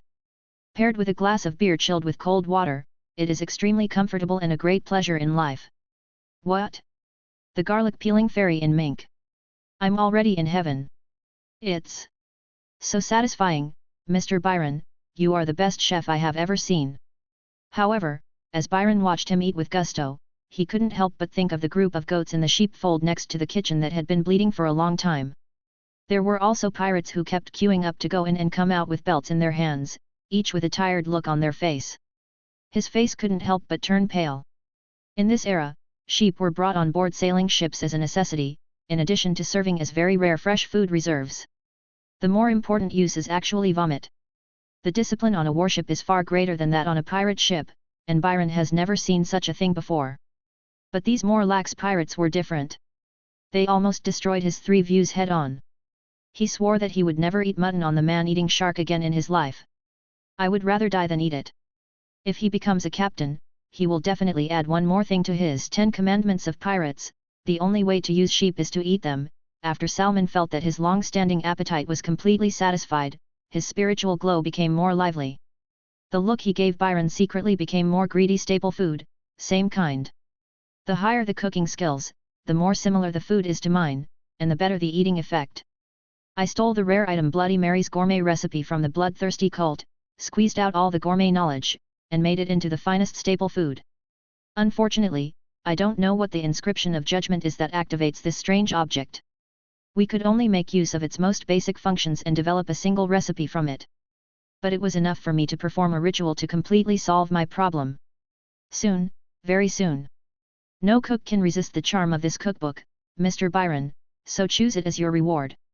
If one cannot understand its secrets, even a low-sequence transcendent will be powerless to resist, let alone a mere mortal boy. You will be mine sooner or later. I just don't know if it's an illusion. The pain that normally would only occur in the early morning now seemed to be eager to come out. Chapter 19. Blood, Wine and Advice. When Byron walked out of the captain's room again, he had a few silver plates that were cleaner than they had been licked, and an extra book in his hands. Bloody Mary's delicious recipe. In order to reward him for his contribution in saving the pirate ship, Captain Salmon publicly promised that he could choose any item from his collection as a reward. Byron first removed the storm signet ring that was tightly worn on the opponent's hand. I quietly activated Echoes of History and looked through the collection in the captain's room, but I didn't find a second strange object that couldn't be directly identified. It is confirmed that this gourmet is most likely also a poor guy. The gold and silver sequence is a bottomless pit. Just when Salmon, who was full of food and drink, asked him to make a choice, Byron immediately seemed unable to control his instinctive desire and somewhat rudely snatched the recipe book that looked very old. I want this book. Salmon pretended to think about it for a while before agreeing with great reluctance. The fact is that this was his original purpose. If Byron hadn't taken the recipe like the previous chefs, he would have really had a headache. The two actors, each with their own ulterior motives, are better at acting than the other. Unfortunately, Salmon would never have imagined that Byron was a genius who had awakened spiritually before adulthood. Moreover, the extraordinary knowledge and trump cards he possessed were far beyond his imagination. However, Byron was not sure whether his spiritual power, which was quantified as 1, was enough to actively use Echoes of History to crack the secret of this strange object. I decided to take it back and try it again when I was alone at night. Mr. Byron, come on, you have been busy. You probably haven't had dinner yet, right? I saved a copy just for you. And the captain has given us special permission to have fresh light beer to drink today. Byron was originally planning to go straight back to the kitchen and had no intention of interacting with the pirates who were divided into several circles on the deck and enjoying fine wine and delicious food. Unexpectedly, little Hans, who had been paying attention to the movements in the captain's room, waved at him from afar, and even ran over and enthusiastically pulled him towards his own small group. Mr. Byron, please take a seat. Mr. Byron, I'll pour you a drink. Soon he was invited by several young pirates to a table made of wine barrels and wooden boards, and they served him wine and meat attentively. Byron looked around and found that most of the people sitting here were technical sailors with special skills and high status on the ship. The leaders were the shipbuilders Hans and his son, who had a favorable impression of him. The two trainee navigators, Thomas and Perry, did not yet have the ability to navigate independently, so they had been learning from the former navigator. During the day they were conquered by Byron's miraculous sailing skills, and at this moment the enthusiasm on their faces was no less than that of little Hans. Moreover, according to the functional arrangement, they will follow Byron, the acting navigator, in the future, learning while working until they can stand on their own. The two men have already claimed to be Byron's direct descendants and feel proud of it. Except for a few veteran gunners, the rest were young pirates who had joined the ship through various channels and had only been there for a few days because of their family's poverty. He still had the innocence, stupidity, typical of his age, and thought that the captain, a transcendent being, could not be so petty as to deliberately suppress the newcomers. It is particularly worth mentioning that there was a young man sitting in the corner with 2 fingers missing, which had only been hastily bandaged. Byron knew that his name was John, and that he was an ordinary sailor and kitchen helper. It was he who helped him prepare the ingredients and distribute the dinner. He is also the unlucky guy who had 2 fingers bitten off by Blood-Eyes Salmon at noon today. This small group included people from all departments, a total of more than a dozen people, which was barely enough to start a sloop. None of the strongest marines among the pirates are here. Most of them, together with the ordinary crew members who served as the backbone, gathered under the command of the first mate Bonebreaker Miles and occupied another corner of the deck. Listening to the noisy voices over there, this group of crew members with the highest moral standards on the man-eating shark were still standing up for Byron. Humph, those people are really ungrateful, don't they know who they are living on? God will make the ungrateful pay his debt. The second of the 10 Commandments, everyone is treated equally, the capable are promoted and the mediocre are demoted. Except for the position of deputy captain, no other position is worthy of your achievements.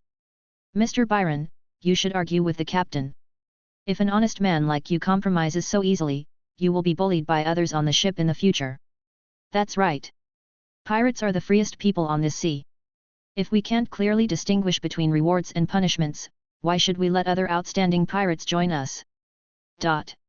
Feeling their kindness, Byron, who had just experienced a huge change and was wary of outsiders, felt a rare warmness in his heart. Then he smiled indifferently. It's okay, I'm still young, and the captain must be training my abilities. Young people should not be too ambitious and only look at immediate benefits. It depends on the future development space in the group. As long as we make selfless contributions, the captain will see it, and sooner or later we will be promoted, get a raise, and get more rewards. The better the pirates are, the better we are. As the saying goes, when the big river flows, the small river will be full. In my previous life, I was a worker who ate a lot of cake. I had memorized this set of words by heart, and even reached a high level of self-CPU. Now I can use them easily without any violation. When he looked into the eyes of the pirates, he told them the truth with a sincere face. Really, it's a blessing to suffer a loss. I'm not interested in being a deputy captain at all. If an incompetent person says this, he will only be laughed at and regarded as cowardly.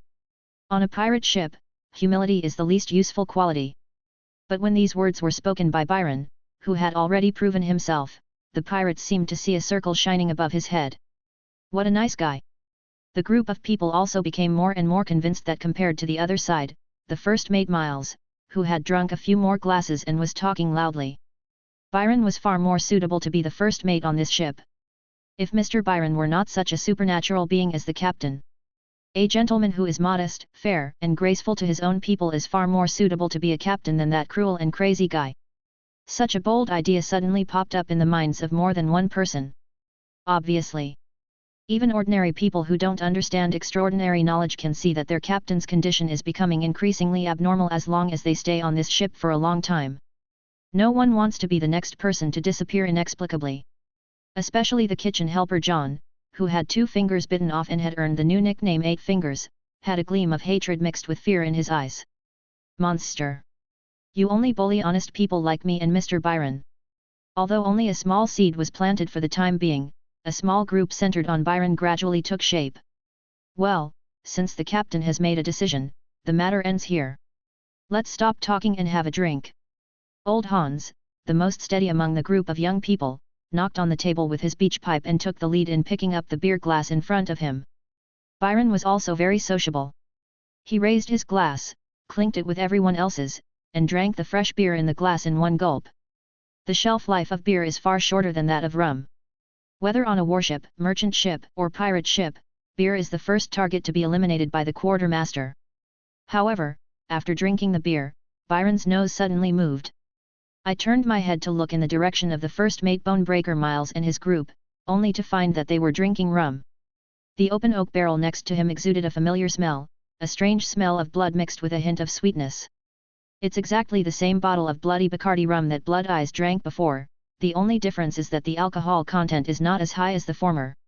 It's more like a cocktail, with the same auxiliary ingredients added to the ordinary base liquor. Moreover, clairvoyance also saw that this group of pirates, mainly stormtroopers and the ones who killed the most people, all emitted a blood-red aura similar to that of the group of man-eating sharks. This is the blood wine blood of battle that the captain specially gave us as a reward. After being prepared by this gourmet, it will allow us to gradually master extraordinary powers. In the past, I could only drink it once every half a month. Now the captain, considering the heavy loss of manpower, decided to let us have a drink every day from now on. But, only the brave warriors who really charge into battle are qualified to enjoy it. First Mate Miles said this and glanced provocatively at Byron on the other side of the deck. Extraordinary.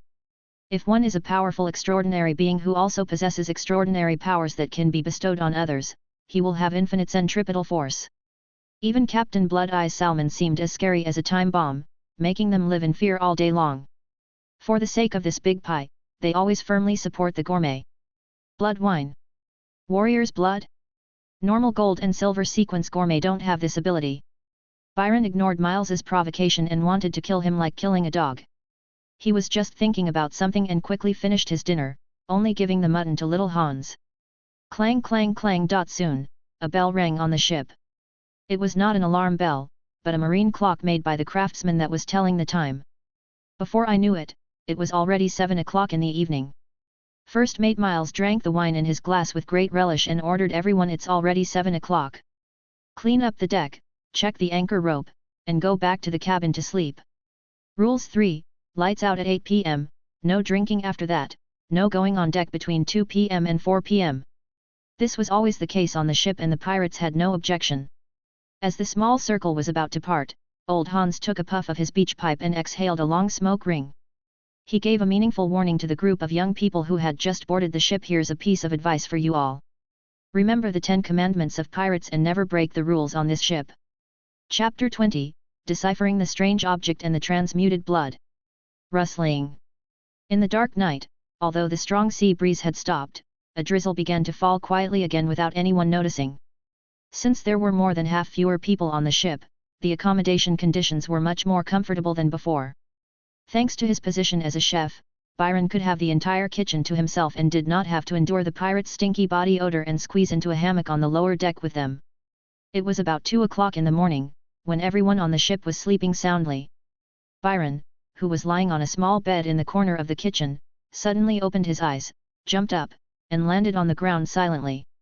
After the spiritual glow was anchored with the silver law, his biological clock had an error smaller than the most accurate marine clock in the world.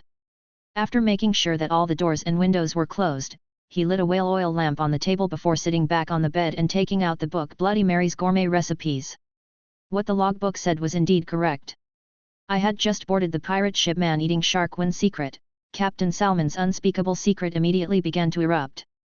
The historical influence of 4% concerns the life and death of everyone on a boat. It seems that the man-eating sharks in the sea and the pirates who drank blood wine are all part of this crisis. The source is this recipe book that contains forbidden knowledge. Byron gently stroked the cover of the cookbook, which looked a bit like human skin but gave people an inexplicable strong appetite, and recalled the knowledge related to the strange objects in his mind. In this world, there are many kinds of strange objects, and the vast majority of them are carefully crafted by the craftsmen of the high tower sequence.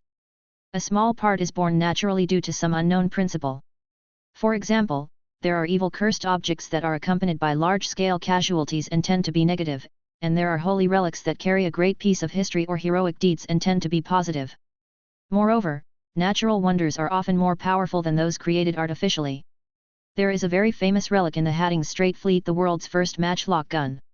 It carries the power of weapon transformation in the tide of history, and is more powerful than a third-order mid-sequence transcendent. However, not only are they rare in number, but most of them are self-concealing. Only when certain conditions are met can their power be utilized. Naturally generated relics are rare, so we will skip them for now. After an ordinary item is made, it will be given its own cutting inscription by the craftsman or the first owner. The easiest way is to read this inscription. With the help of the ship's logbook, Byron, who is very good at spying, is confident that this crazy captain will not be able to gain anything in return. I casually flipped open the thick book and saw a recipe written in the common language on every page. Page 1, Stuffed Dormouse. The dormouse is stuffed with a mixture of ground pork and dormouse meat, crushed pepper, nuts, herbs, and broth and marinated. Stuff the pickled dormouse into a ceramic baking pot, bake it in the oven, and then put it into a soup pot to stew. Turning the pages further, there was the porpoise pudding that we had already seen, as well as pickled puffin, canned herring, pig blood chocolate, and Glengar shark jerky. There is no fixed cuisine from all over the world, it seems to be a compilation of dozens of different chefs. All in all, this is a recipe that packs a punch. Just reading the description makes me feel unclean. But Byron knew that these recipes were all superficial representations, and the common language could not possibly carry forbidden knowledge. He took a deep breath and actively triggered the echoes of history of this strange object. Suddenly, a gleam of light appeared in the blue eyes as deep as the sea, covering the entire cookbook like water waves. Following a subtle sound, Byron felt his own spiritual energy being rapidly consumed, and a sense of emptiness came over him. After a moment of discomfort, he shook his dizzy head. Using the ancient supernatural language rune, he read out the hint that appeared on the logbook word by word. Praise the Lord of Gluttony. It is also the cutting inscription that activates Bloody Mary's gourmet recipe. This strange object in the shape of a book exudes a blood-red aura from the inside out. Its texture is somewhat similar to human skin, and it truly shows its original appearance. It's really a human skin book. In addition to the title, a line of gold-plated inscriptions appeared in the lower right corner of the cover, Lord of Gluttony. The original common language on the pages also slowly disappeared, replaced by a field of runes and illustrations. At the same time, some information about this strange object finally appeared in the logbook. Bloody Mary's gourmet recipe ability. When a devout pursuer of culinary skills reads a recipe and gains the corresponding knowledge, the recipe in the reader's memory will also be read synchronously by the recipe. When all the gourmet knowledge in the reader's memory is drained, the reader will become the nourishment for the recipe, brewing into blood wine with magical effects. The better the chef, the slower he will be drained by the recipe, but the blood wine he brews will be more delicious and powerful. If you don't know the judgment inscription, you can only read ordinary recipes. Only by reading the judgment inscription can you read the forbidden knowledge. Note: extraordinary people below the middle sequence are not immune to this effect. But, Great Captain, what is the difference between this and freeloading for you? I finally understood why those chefs disappeared. This was Salmon's idea when he sent out the recipe. Continue to use the chef's feeding recipes to brew blood brew. Byron's eyes just glanced at the logbook and stopped at the runes that appeared in the recipe. Compared to the power of the recipe itself, the forbidden knowledge recorded on it is the most valuable. With Byron's knowledge, he could easily see that what was written on it were forbidden recipes for making cocktails using extraordinary blood and various ingredients, blood brew. It can also be translated as art wine. If you learn the taboo knowledge in this book, you can mix hundreds of kinds of cocktails on your own. Instead of being like the ignorant blood-eyed Salmon, who could only rely on the power of the recipes themselves to mix the chefs into a single type. Byron just casually used a recipe for nori egg drop soup in his mind and got the locked formula: transmutation blood. Raw materials: the body and soul of intelligent creatures. Efficacy: homogeneous transformation, different raw materials transform in different directions. Byron immediately connected the dots between the strange things he had seen and heard on the ship. Transmutation can be translated as transformation, replacement. In other words, if this thing is used on gourmet Salmon himself, it can be regarded as a staple food of the same kind that is highly nutritious. If used on other people, it can transform other creatures, from soul to body, into its own shape. This is true for those controlled man-eating sharks and the pirates who dream of becoming extraordinary. The whole blood of battle thing is a lie. In the end, Salmon only needs to perform one more ceremony to ignore all the taboos against humans in the Silver Law and never do it again. Suddenly, my ears moved and I heard a strange noise coming from above my head. It was an extremely short cry for help, and a dying struggle. Problem occurs. Byron quickly grabbed his half-sword as if by reflex and was about to rush out of the kitchen. But then he remembered the advice of old Hans, the boatman, not to break the rules, and he stopped again. There is one of the pirates' 10 commandments, Commandment 3, do not go on deck between 2 and 4 o'clock. More importantly, Byron, who had just dropped a massive amount of purine bombs on a gout patient a few hours ago, knew this best. Usually, gout attacks are most severe between 2 and 4 in the morning.